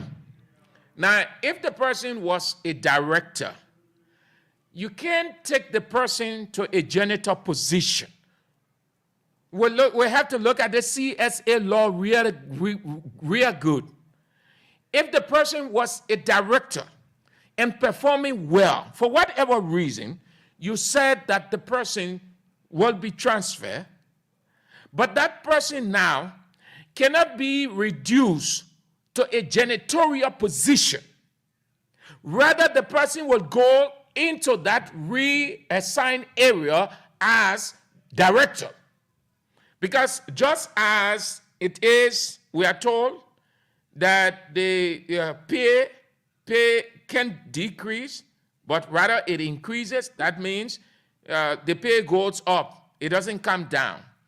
So I want to believe it is the same with positions. In the context of the government civil service rule, if the person is a director and you're transferring the person, or like the lady who Salif Tyler removed, the HR, you can reduce that person to a mere employee again. You, the minister, will have to sit down and because you only want the person out of that place. That's all. You only want the person out of that place. You don't want the person to be a HR. Fine. But you have to send the person to another position the same as HR. You can reduce the person to a janitor position. You can. So it is one of the things CSA has to look at. And listen, no disrespect, not damning, not critical, not doubtful, but I think Josiah Joker will not do much over there. Why? Josiah Joker is a professional person, but the weight, the temptations, the power, the influence, the friendship, the assurances, all of those things will play. He will give assurance. He has given assurances to some ministers, to some people. The pressure. Yes. So some of these ministers that are taking these unilateral decisions, they will go with impunity. Josiah Joker will not move to know. He wouldn't send his people to find out what is happening. But the CSA, I say it is supposedly dormant because, I use that word because they have their own. Not because I know that they're dormant or they ought to move, so they will just move. No, they're not working for us. We can only get the information, analyze it, and send it. That's why I inserted the word supposedly dormant. Professionally, they know what to do. They are aware. They might insert themselves into the situation at the appropriate time because they have to have all of the facts available to them before. You can just insert yourself into a situation when you have not gathered all of the facts. You insert yourself with facts. But this is what is happening at the Ministry of Transport. The minister has to stop, and this, we will continue to talk about it. It has to stop. Let's move to the line, then we we'll move to the judiciary. 0770. Those of you who are being affected, you don't be afraid. Isn't it like people and be afraid? You call and say exactly the situation. You don't expect that we will call you, and sometimes when we're calling you and say, oh, this situation is this, we want you to say, oh, that why they can be on. So, but you expect that we'll just be talking. No, in other countries, the people, they're not, Tyler can sack you, had to call him, Buema Camaro, not sack you, or they call the other man, labor minister, when I sack you express yourself. You people are civil servants. But you know the thing is burning you. It's eating you up. You're vexed. But you don't want to take telephone and say, this is the situation. We are affected. This is this. This is that. This is our own way we can talk.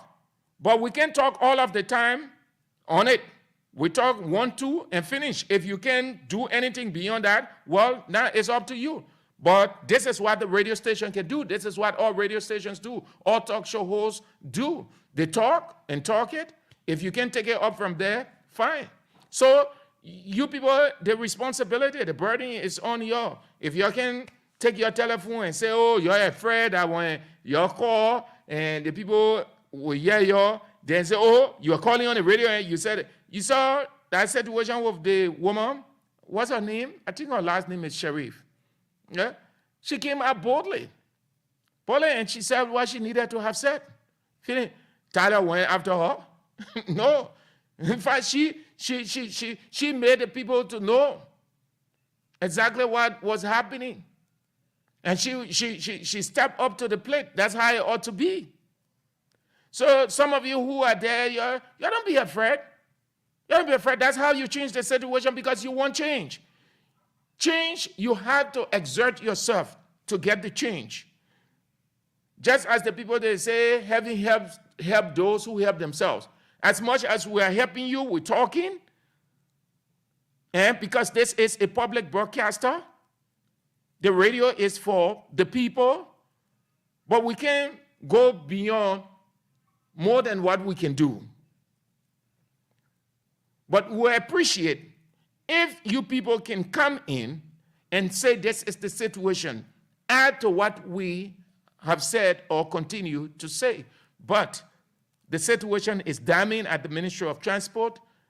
Minister Tyler, you will have to change. Your attitude is bad. You can't run it out. The president said no business as usual. Those things that the people were doing in the past, those things that the former government did, former ministers did, you can do it. You can do it. You can start getting rid of people, threatening people, making awful remarks because you are the boss. You can be a minister today, and day after tomorrow, you are off that place. 0770-907-907. 0770-907-907. The number to have your say on the show, 0770-907-907. Then we'll move to the judiciary, and then the War and Economic Crimes Court, 0770-907-907, 0886-673-922, the number to have your say. 0770-907-907, 0886-673-922, 0776-3640-45. Hello? Hello? Good afternoon. Your name and where you call from? Alfred, speak louder, sir. Yeah, well, I appreciate your station. I hope that you should continue. This is the best station for now in Liberia. Very like broadcast. All we gotta say, when you get up, I'll be waiting for your time to reach out and listen to you. Thank you so much. Thank you so much. All we gotta say. Thank you, that person. Hello. Yeah, good evening. Your name and where you call from? This is Deputy Murphy calling for the state of White Plains. Let's hear you, sir. Yeah, first and foremost, I want to congratulate you for the talking point. And One of the issues here is that we know that the government have failed in the first days. But according to our analysis, it's like because it was dry season time, so car couldn't hitch. But now it's rainy season. So what is unfolding? Secondly, they have appointed new commissioner, and those commissioners that have been out who work from February to June 1st, they have not yet received their salary. All right, Chief, thank you. That's not what we're talking. You have to listen. I just talk about the appalling condition, the unilateral decisions, the way in which the Minister of Transport has turned the ministry into his personal decision-making affairs. Then you're talking about Superintendent 0770-907-907. We've got other issues to talk about.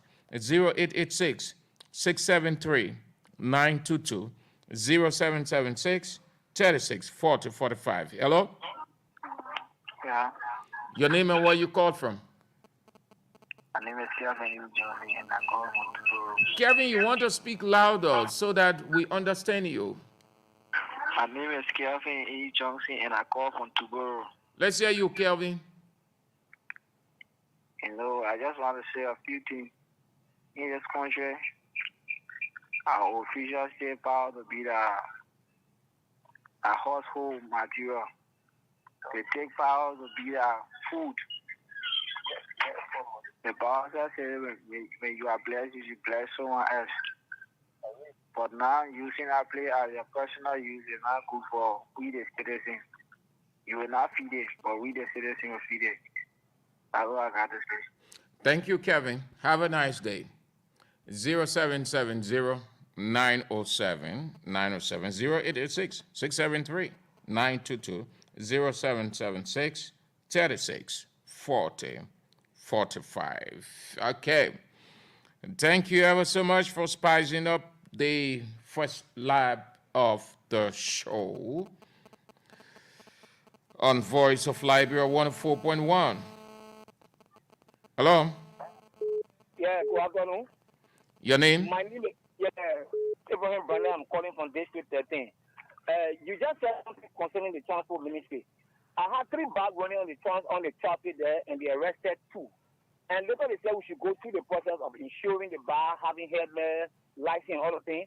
And went through the process, but just so much surprised to go understand that the process of insurance has become fake. And I've been discussing the thing with all my friends, and they said we were lying. But now today it is true. So we're asking the Minister of Transport, if he can play his part as the minister to get our money back, we can play our part as motorcyclists. What? You want your money back? How many dollars you paid? Did they give you the right insurance document? They put and the people, even they gave to us now, does that make sense? Even if we want to gather ourselves and bring the people to your can do. Did the Ministry of Transport, that insurance, we heard that they were giving fake document. It wasn't real. Is it? The document that they gave us, it comes from Ministry of Transport because that's where they say we should pay the insurance money for the bag in which we started paying. So that document they issue you, is it the real one? Because we've been hearing that they've been issuing something fake, pretending that it is real. You as a journalist and as a critical man, you can be the one helping us. Because for all, we can only explain how many. My man, you're the back people. You know, we know whatever the document for a radio station. We're not in the transport sector to know all your thing and I don't know. That's what I'm asking you. Yeah, I come in. They just want into their insurance business. How well are we knowledgeable to insurance documents? As for me, says I was born on my first time going across insurance documents. They say insurance, I say insurance. That's all I know about. But today, my very first time, they say we should insure. So I even asked them, if you tell me to insure my motorbike with $150 or the car US, and I go hit somebody's car that costs $3,000 US, will the government able to fix that person's car for $150? Okay, Chief. Thank you. Hello. Hello. Good afternoon, St. Andrews. Let's hear you. Where you call from? Your name? Thank you.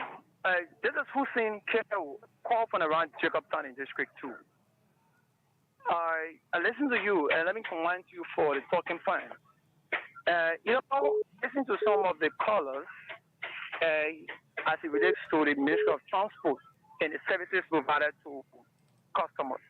Now, in every society, you may have people who are unscrupulous, people who try to do the things and defraud other people of their benefits. This is now from this minister that is there now. It started since 12 years ago. Those people were just stationed at their ministry and agency, not even the Ministry of Transport. Other ministry and agencies, you'll find people who are just dressed up in the morning, or other bureau ministries and say that they were in the system. Unfortunately, they are not. So people who want to bypass the system, doesn't want to go to the channels, definitely will be affected. So if you say you want the Ministry of Transport, you should go in the office to do your process. But somebody standing out there, you say, oh, you went to the mayor, you get the mayor money, and all right, the Chief. mayor has to do your process. It is unfortunate. Thank you. Hello. Hello? Your name and where you call from? My name is Titus Jiba. I call from Oro. Let's hear you, Titus. Okay. My issue has to do with Ministry of Transport. The transport minister not doing the mobile man railway because they place someone in the building that has to issue fake document. And then more mobile men are complaining. They issue what document? The wrong document for the insurance. But how do you know it is a wrong document? We are identified by the police. Each time on ride on start to the parking, you have to look at the insurance paper and then identify it. And then if they say one, they throw it, and there's the wrong one. They tell they don't know. You are back rider, commercial back rider. Yeah. And you got your document insurance from the Ministry of Transport. Yes. So why moving from one end to another? The police intercepted you. You show it, and the police identify that document is fake. Yes. So when the police told you, what did you do next? The police said I should make sure and get a raffle insurance paper. So they allow you to pass because they got to know that the document was fake. Yes, for the first time, let me pass. And then it showed me that I should be able to provide the proper paper next time. So what did the police say? What description did they give as the rear? That when you see it, you will know that this is the rear. Because once they can identify that it is fake, then it means that they know the rear. So they will explain to you that the rear one is this, is that, it has this, it has that. Yeah, according to the police said that you be stamped in the middle of the insurance. Mm-hmm. Yeah, go ahead, explain. In the middle of the insurance. And definitely when the stamp is in the middle of the insurance, definitely the insurance is the original. So insurance people does not have stamp with inside. It does not have stamp. So the one that has the stamp in the middle is the original. So that is the difference the police try to clarify. So your document, you got it from the transport ministry, you said? Yeah. You did your own registration or somebody did it for you? Myself did it. I went in the queue at Ministry of Transport. So you were there and you saw the person stamping or stamping another person on and did not stamp yours? Just so I want to know. I want to know whether what you say about the police is true. We went there on that scene, and then you have to send the information. They will send the information, then they will let you go for 1 or 2 days to come back and receive the papers. So the first day they don't stamp it? The police? No. The police? No, the transport people, because that's where you got the document from. No. I didn't see anyone send me it. I only receive my insurance right away. There was no stamp, nothing. So you stay having the fake document with you? Yes, I have the document with me, and then I try to look for another money to get the original one. I have the fake one already. Earlier, one of your friends said the same, that they will be demanding their money from the Ministry of Transport. So you will do the same? You want your money back? We are planning to keep ourselves. we are planning how to be in team to do that. Individually, just do that alone. We are planning ourselves to try to meet the transport to demand our money. Thank you for calling. Have a nice day. Hello. Hello. How will a government ministry issue a fake document, man? That thing is diabolical. Hey, man. Hello. Yeah, man. The one we see in previous administrations, so only Bwaka administration was saying it, government ministry issuing fake document. They're doing a accepting the motorcycle is greatly. To get money this time is very hard. Hello? Yeah, listening to you. Yeah, I'm Henry Giddens calling you from 72nd. Even the 35 they will put on the receipt that they give you as insurance. The 35 you will pay $50, they give you $35 receipt. This transport ministry, they got to work hard or else they'll be taking the country another way. Because to get money this time is not easy. They suppress all they say, the insurance. We agree that when you go insure, you like that pass they give you not insurance. You may ask them, nobody responsible for you. But they pass the insurance paper they're giving you, you can write any part of Monrovia. So you pay 35, you get 35 receipt, then you pay $50 wages, you will pay $5 in all of it the sun, you pay $5 in all of it all of the sun, then you pay $5 for the stamp. So that's $15. But they say that they duplicate. They are duplicating the stamp. So I really want for them to look at it keenly because it will bring a lot of noise. Thank you for calling. Have a nice day. Hello? Yeah, hello. Your name and where you called from? I'm Ezekiel Sumo. I'm calling from Carisburg. You called to say what you have on mind, so the opportunity is giving you. Speak now. Chief, you on the air? All right, thank you. Okay. Let's take this break. You're listening to Bits and Pieces on Voice of Liberia 104.1, Voice of Liberia 89.7, Voice of Liberia 90.7, Monrovia, Magibi, and Bond counties. With me, Sam Andrews, on this 6th day of June 2024. We are transmitting from Capital Baptist, Monrovia. This break.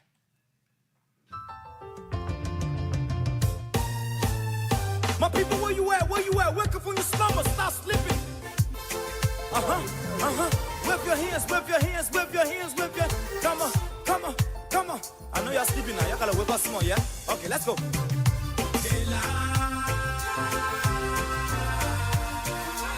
people fool us. The people lie to us. The government betray us. They betray us so much. I said they lie. The people fool us, oh. The people lie to us. The government betray us. They can lie, they can steal, they will not go. I said we tired with their lies. We tired with their promises that led us to all our damages. We tired with their speech they preach indeed and not unique they deceive us. The thing we saw, it frustrate us. So why did you lie? Why did you steal? Why did you allow the citizens to grieve? You see, we just tell you that why we voted you. But you fool us, you screw us, you use us and later on abuse us. So why? The government should lie. Why? But that's the question that we ask. They lie.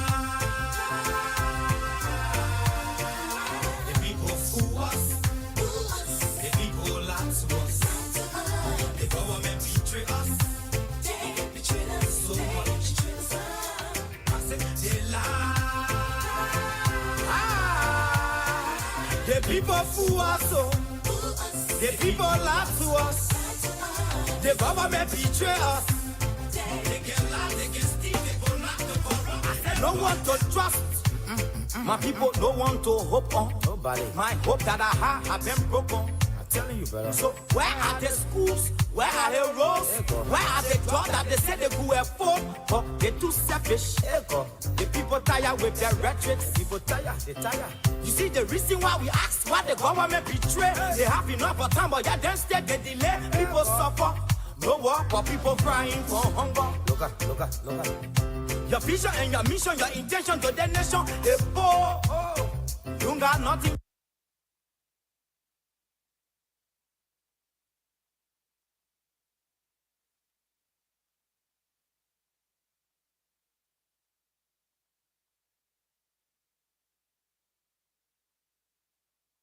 To show nothing. So why? The government should lie. Why? But that's the question that we ask. They lie. The people fool us. The people lie to us. The government betray us. They betray us so much. I said they lie. The people fool us so. The people lie to us. The government betray us. They can lie, they can steal, they go knock the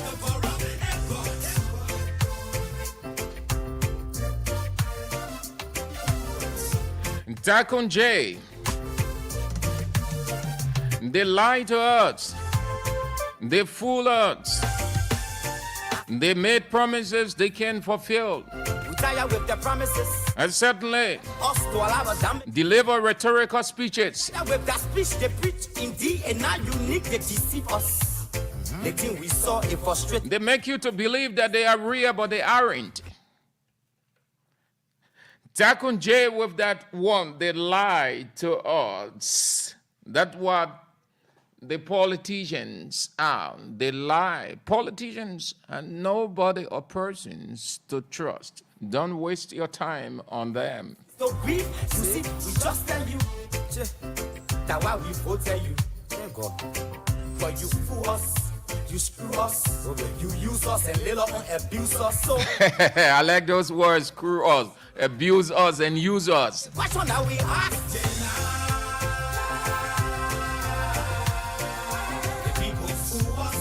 So if you see politicians as your God where you are dead, your future is over. The politicians only concerned about themselves. So they lie a lot to exalt themselves over you and against you.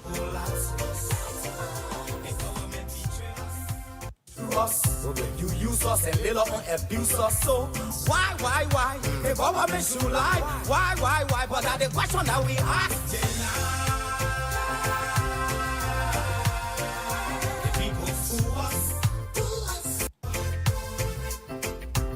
Those of you who believe in politicians, what does it? Dakon J can't explain it anymore. Couldn't have summarized Liberia's situation better than this.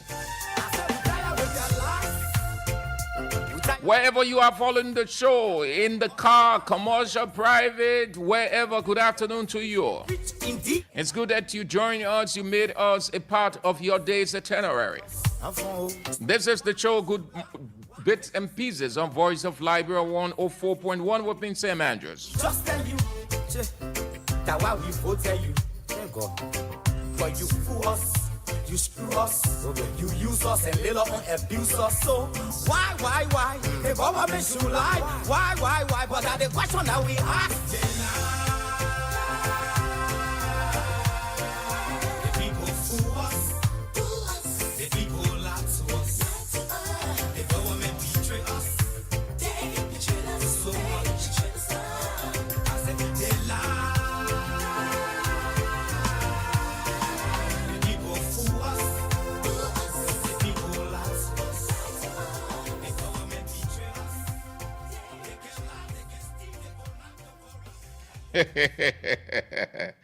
The politicians lie, steal, abuse, use, exploit. Politicians are not people to trust, but they are very clever. They know how to convince you to get your vote. After they have gotten your votes, they turn their backs on you And they are successful. The politician concerned about exalting himself above the masses, but will do it in a way that you think they are more developmental, they're concerned about your welfare, but no. Even if they are pausing in their tinted windshield, you're walking by line, they flash water on you. You know why they splash water on you and pass? Because election over. When the election is coming closer, then you see they are at your disposal. They're calling you all kinds of great names. They are petting you. Why politicians pet? Because they only need your support. They only need your vote. Right after that, you finish. You see what is happening all around? You're complaining now. You don't go anywhere, you're complaining. The politicians are enjoying. They're traveling from one end to another. They've placed their children in reputable high schools, universities out of this country. They got substantial United States dollars in the pocket. They live in luxurious life, to use former President Ellen Johnson Sirleaf's word, opulence. They live in opulence life, wealthy life. And you just screaming behind them. You can hardly have it on a daily basis. You're thinking, you go through too many problems. Those people only hear the word suffering, but they've don't experience it. But you experience it, I experience it, but you will kill yourself for them. Suffering is nothing to them. Whatever problem they have, it is 500 US, 3,000 US, 4,000 US, ain't no money for them. They can move at any time. You ever hear politicians worry? The politicians don't worry because the capital is already there. And how do they have the capital? They use you as surrogates to accomplish their aims.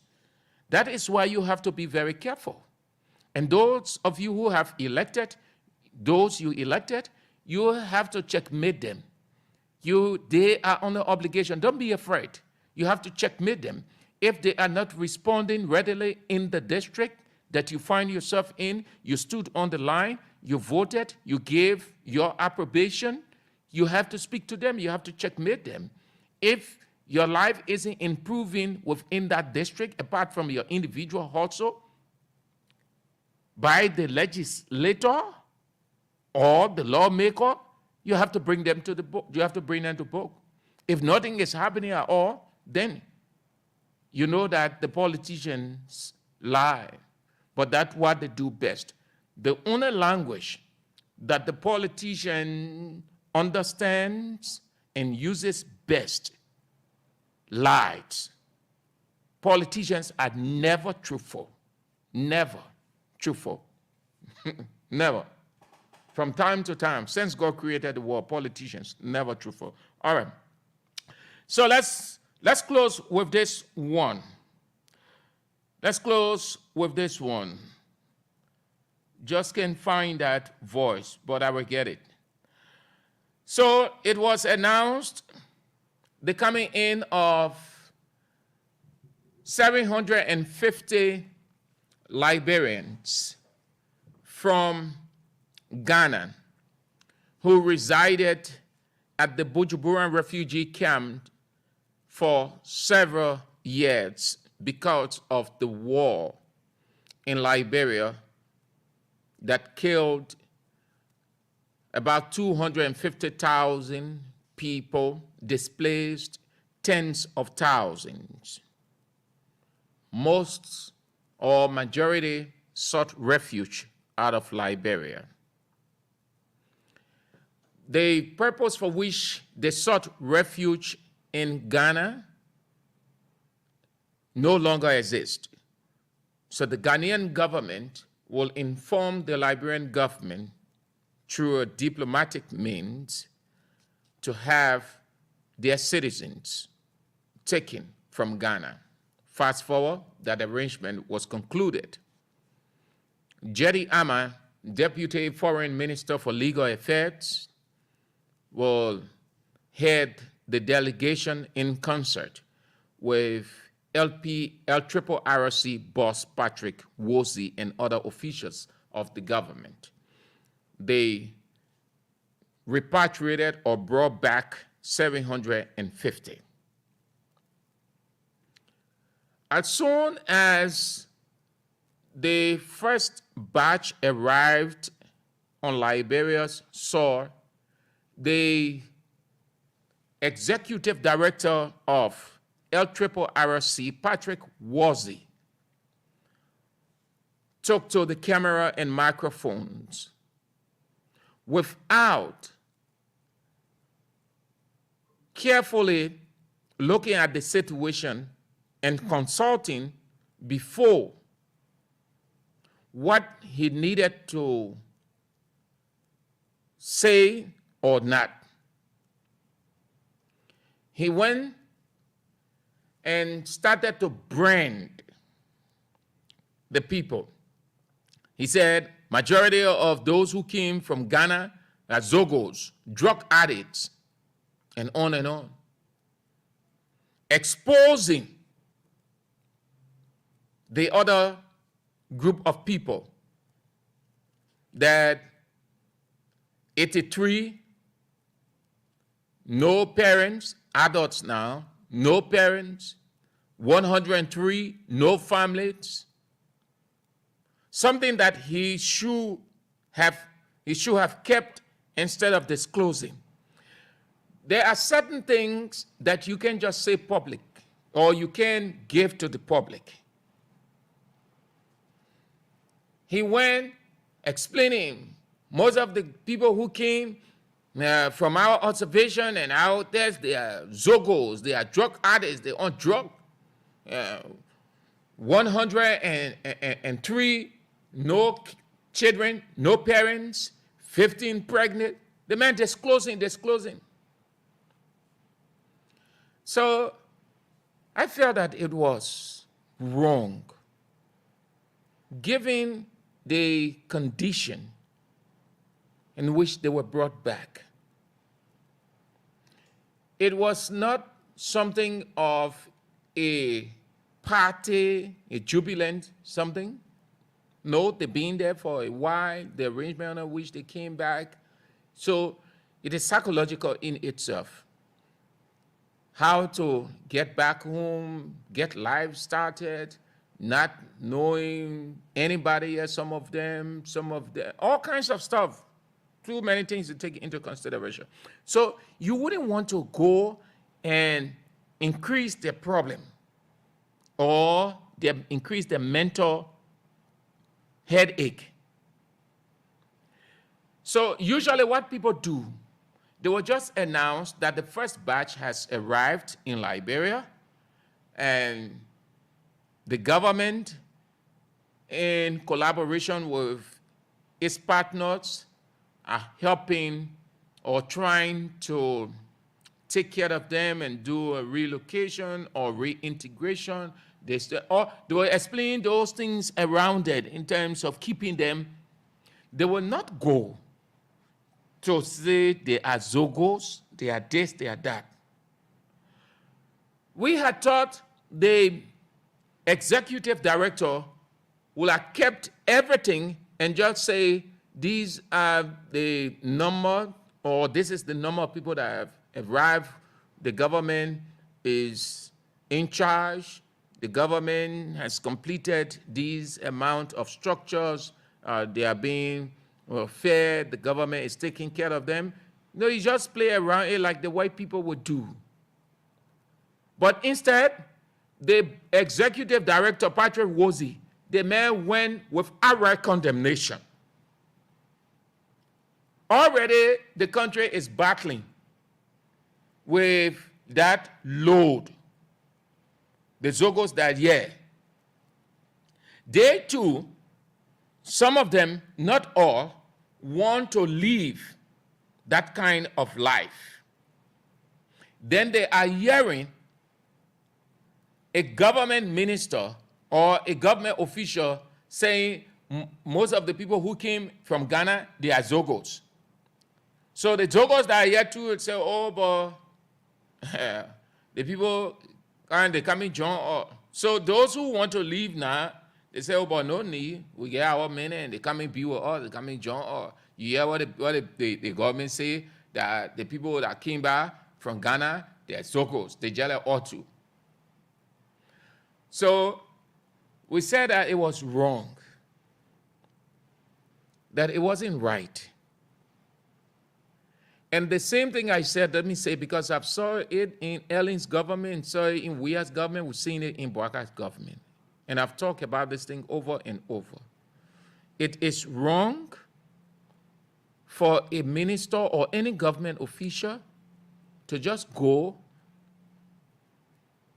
and start to talk because he or she is an official of government, excited to be before the cameras and microphone, then to sit down and carefully analyze the situation. Most people just run. They're interested. You see on some of the pages, I will be on so and so, I will be at Mickey Ajomi. So the man went to the place and created a serious situation for RRC. Now the people took exception to what he said. Hear what they said. Here is their press statement. They said, following thorough screening and validation of former Liberian refugees, the Liberia Refugees Repatriation and Resettlement Commission regrets to inform local international partners and the public that the information that was provided by its executive director, Patrick Wazee, at the May 28th Mickey press conference was incorrect. They went further to say, the LRRC said its executive director, Wazee, was misinformed by the statisticians. Hold on to that. The statement went further. The screening of former Liberian refugees established that only an average number of the returnees were on drugs. Details of the actual numbers of those on drugs will be disclosed subsequently. The LRRC hereby apologized for the misinformation that was provided to the public on the percentage released on the government's national platform, which means MICAT. They went further. The LRRC, as the government leading agency responsible for repatriation, reaffirmed its commitment to providing the public with accurate information surrounding the repatriation process. They concluded, henceforth, the Commission has taken serious administrative actions on staff involved. The boss will always be the boss. So there are two things here. One, they said the information provided was incorrect. Then they come to confirm that they confirmed the man's information. The information was incorrect, but they said they confirmed it by saying he was misled by the statisticians. But he should not have said in any way that those people are on drugs. You don't disclose it. You expose them. You can disclose it. If you did your screening and you reached the conclusion that 16 or 17 or 18 or 20 on drugs, you just can't disclose it. That is a confidential information or finding that you work on behind the scene because it's part of the process. If you came out publicly and said that 50 of the people that came or 75 are drugs addicts, they are on drugs, you know what you have done to them? You damage them psychologically, you expose them, you put them in how do I say it? That society will be careful with them. So the next thing that's coming to happen now is they will be avoided. Society will try to be careful, so society will avoid them. So integration will be hard. Even if they are reintegrated and their identity is known, society will still treat them some kind of way. That is why in such a situation, you don't go public saying these things. These people on drugs, this amount there. You keep everything confidential and you work on them because it's part of the cleansing process. That's what you do behind the scene. That's why you have all of the professionals. So if you came public and said these people are on drugs, so what have you achieved from it? What's the difference? You achieve nothing. You're only exposing your limitation. That's all. You're only exposing, and that's what the LRRC boss did. He only exposed his inexperience, his limitation, lack of exposure. A person who knows this will not go and disclose anything about those people. Those are informations that you keep, and you use them as a working tool to cleanse the person or people of such. So if you say that to the public, what it means? So what you achieve from it? So the people said, no, that information was not right. Then they say, he said it because he was misinformed by the statisticians. Even if the statisticians, if the people did the check or the numbering, whichever way they call it, I don't know the jargon they use for that, and they give it to the boss will have to use his discretion by consulting before going to the press conference publicly. Should we say this?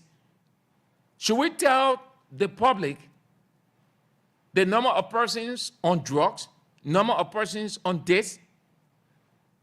That person will consult his deputies before, and somebody there having an understanding will say, no, we can't tell the public that these people are drug addicts, they are Zogos.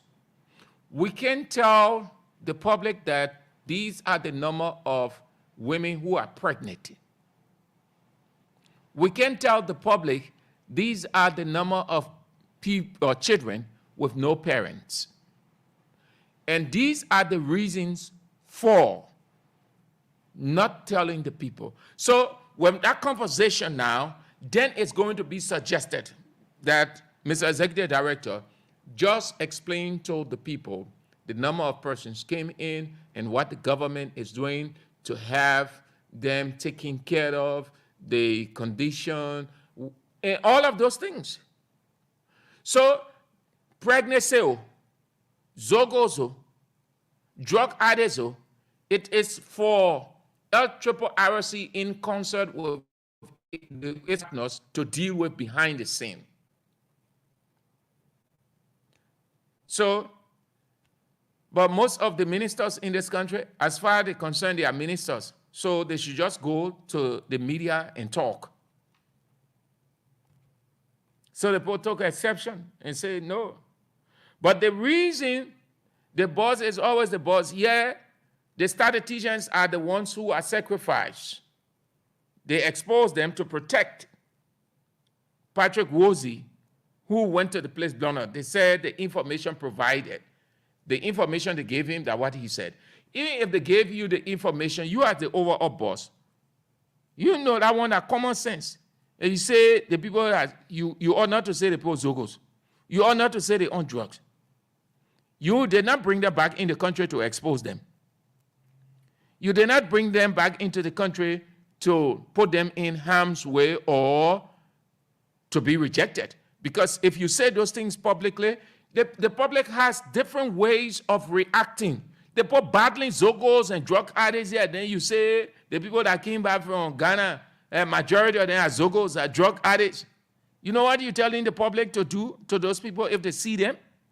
You know why people who are exposed to this, to such a situation, they hold everything constant, they hold everything confidential, they only give us surface information and they work behind the scene to avoid the kind of situation from societal standpoint.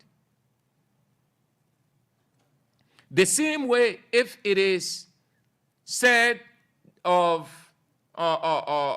someone allegedly being raped, the identity of that person is kept.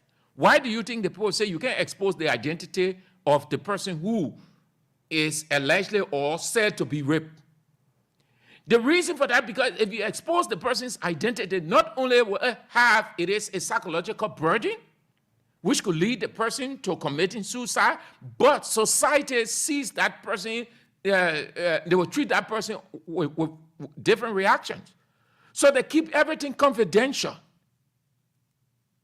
until everything is worked out, and then the person is in society. Nobody knows that person was this or was that. That's the reason why people can keep certain information or identity confidential. They don't expose it. So LRRC boss, how a man who, so the people took exception. Here you go. You stop running, you stop. It's not how you rush to say or to speak because you're government minister. No. Given where you find yourself, what you do, you want to be careful. You're not under obligation to satisfy the public or that the public must know immediately. There isn't any rush. It doesn't say that you are not working if you didn't go to the public to announce that 750 came in, and most of the 750 are drug addicts, they are Zogos, 103 children, no parents, 83 adults, no parents. It's not for you to say, but rather to say what the government is doing to take care of these people. That's all. Every other thing, you work on it behind the scene. You can expose them. You can say all of those things about them. When we said it, people, some of you took exception. Now, LRRC, in their statement, they said no. But they sacrificed the statisticians for the boss, because he's the boss now. So they say, oh, he was misinformed by the statisticians. Even if the statisticians gave him the wrong number, doesn't it make sense? It's not about the number. You can't blame the statisticians here. The argument here is he should not have said, even if the statisticians gave you the various numbers of the number, the children, adults, and all of those, it is not for you to go and say it public. No. The statisticians only tell you, they gave you the various categories. It's different from going public and saying 61 Zogos, 41 drug addicts. The statisticians did not put those words in his mouth or those descriptions. He decided to say it. So it has nothing to do with numbers. The statisticians say 103, 83, 55. It's different from saying that of the 750,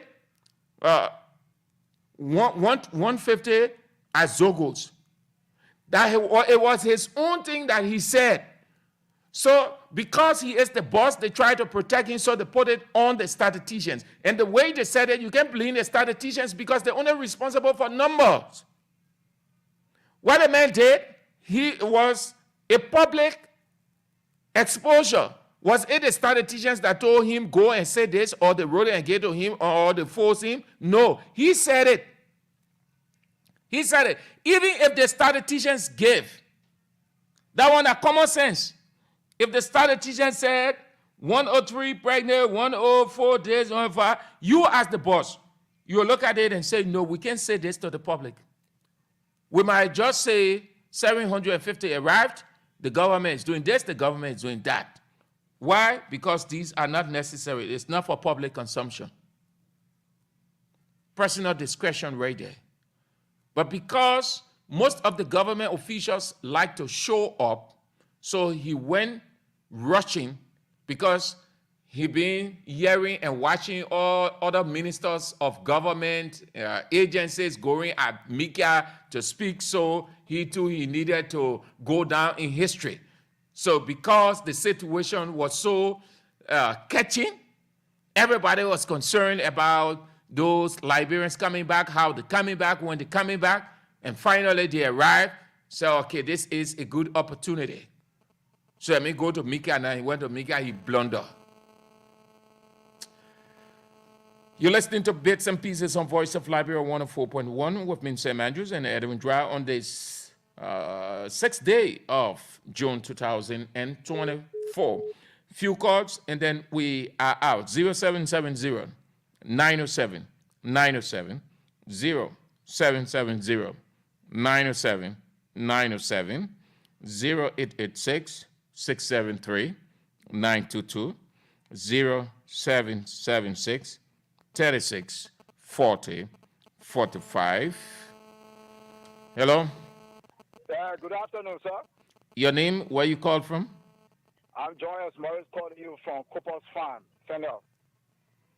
Let's hear you, Morris. Yeah, thank you very much. I'm following your expose on the radio. You see, that's what we always say. Don't appoint people into places because they say they battle crowd behind you. When people are incompetent, when they are not qualified to do certain jobs, you give it to them because of favor, political favor you want to give back. We somehow work for the United Nations, UNHCR, UNDP for over 20 years. We repatriated over 20,000 Liberians back. We pay reception to these people. We never disclose any of their identities or something. I think people used to yell, oh, there's a radio where UNHCR will give us statistics. But it's very, very frustrating that our compactor will go on radio to disclose the Hello? You went off, oh, Chief. You went off. Hello? Hello? Your name and where you call from? I'm JT Tobe, calling from Carwell. Mm-hmm. Yeah, I want to speak to the honorable man that in the sense that if you want to get to the former president, you should do it in a diplomatic way by giving written communication. So when they respect also, you should do it in a diplomatic way. And as you were saying, the president will be ready. Let your mail no more available. People will cover all angles and be able to join him. Thank you. Thank you for calling. Have a nice day. Hello. Your name and where you call from? Thank you. We don't be Samuel Jr. as a student leader attorney from the campuses of the Capital Hill, specifically. Let's hear you. Let me appreciate you for such a fascinating topic that has to do with our politics and our government. You know, it is unfortunate that the guys boasted on competence, experience, and what have you. But today, they have demonstrated counterclass-wise that so-called competence of the spoke about. These guys criticize the previous government about competence and credentials and what have you and experience. But today, the Liberia people are seeing the worst thing ever. And consistently or simultaneously from another entity to another entity. Yeah, so speak to what we talk about, what we just landed on. And that's what I'm speaking about. Yeah, but you go straight to the point, Chief. Yeah, your colleagues want to make their input too. Yeah, but I'm making my point. So go to the point. Time.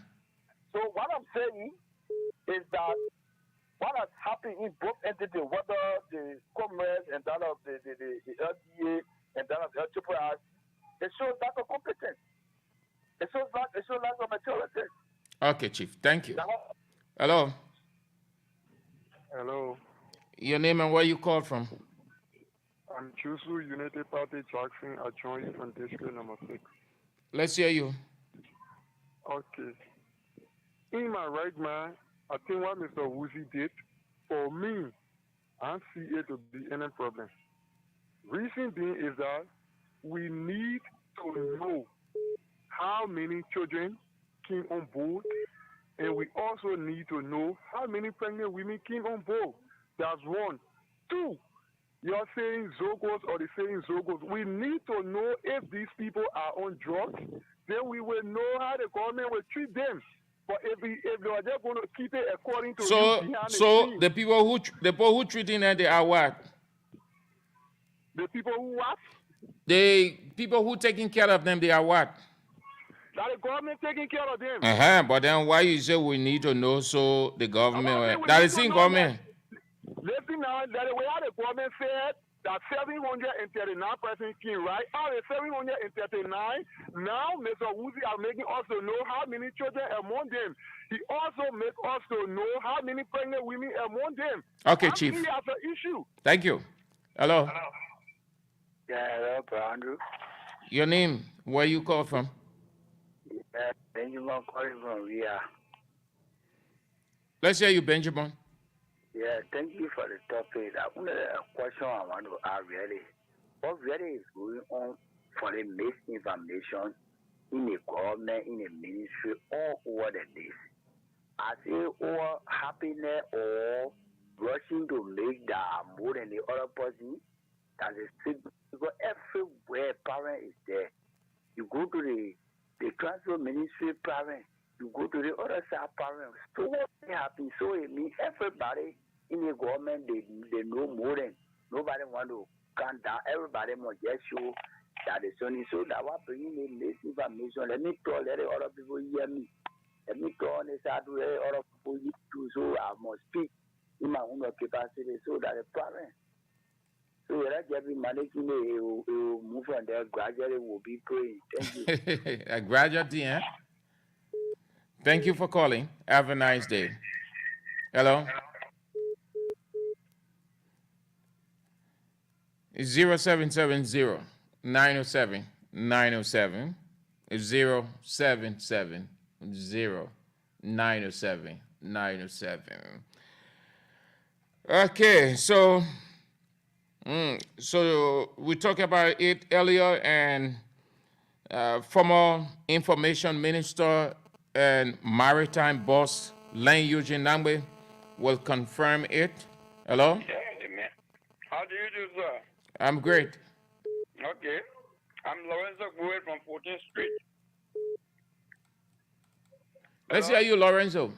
Yeah. My point here is that, my brother, I think most of us, the way in which we talk, anything our eyes see, we want to talk about it. And sometimes we can be very candid about it. Like, for instance, even in Liberia, you are sick. You follow with somebody in the street, maybe you're a little bit drained or dry.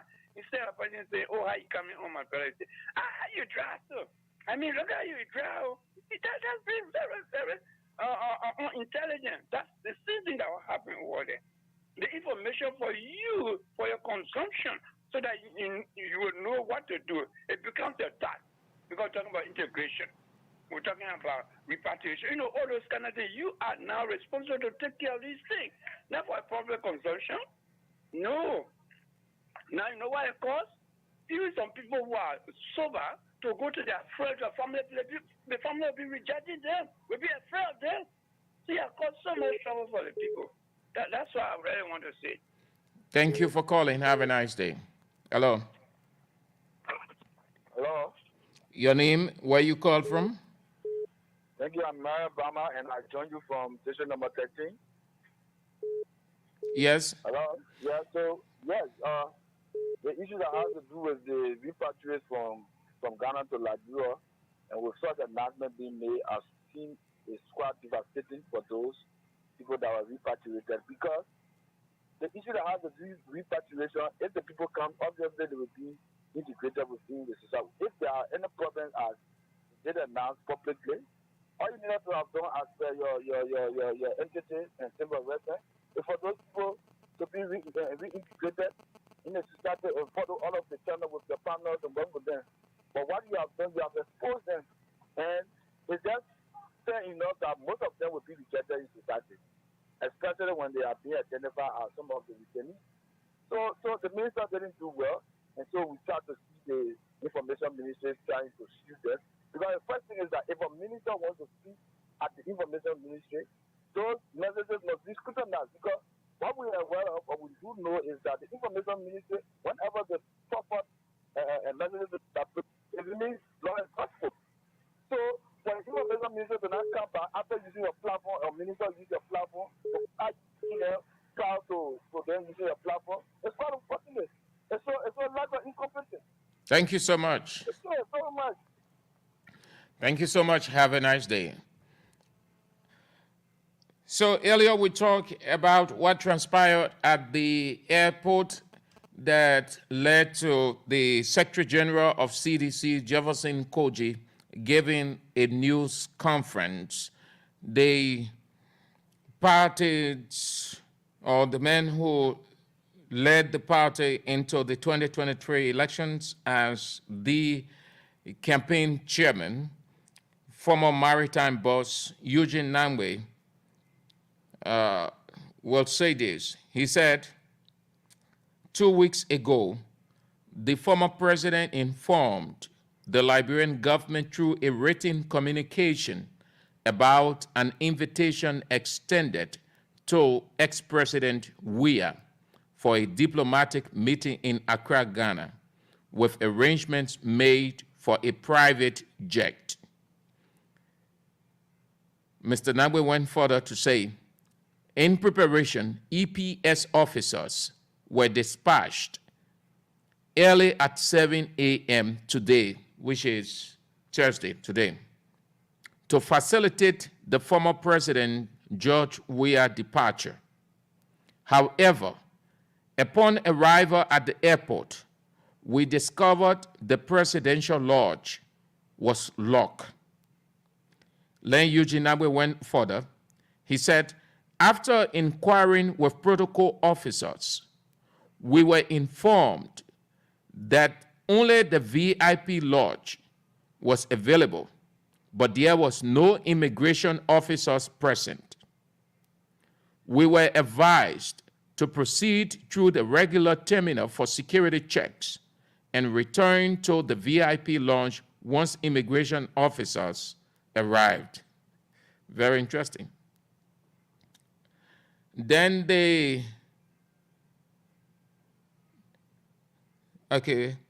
is from the Ministry of Education. So that's what happened today. That's what happened.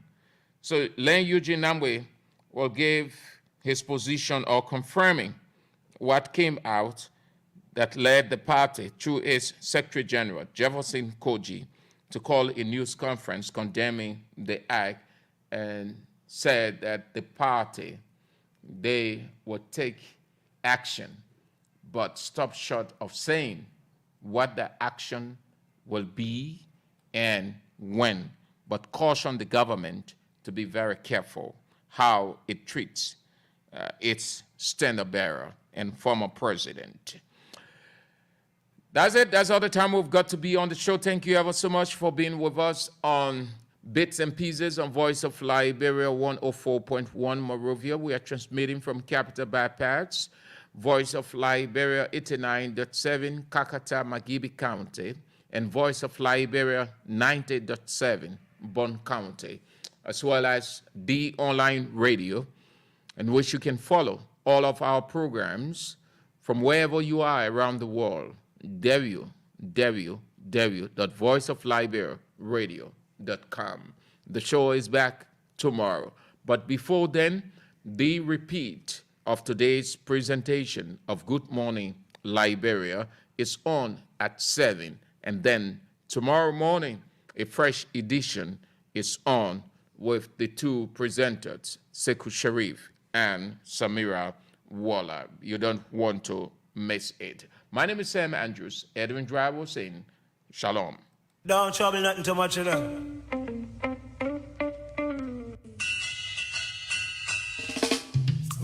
2, 3, I'm loving you. 4, 5, 6, I'm missing you. 7, 8, 9, I want you back. 1, 2, 3, I love you. missing you. 789, I want you back. Here within my arms again. Long time no see. Out your love, I'm lonely. I miss you, and it's too hard to bear. What have you done to me? I'm waking up in the middle of the night without you, and it's so unfair. I toss and turn, reach for you, only my pillows.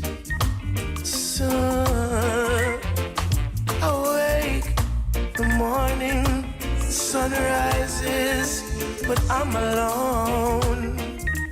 Hurts me so.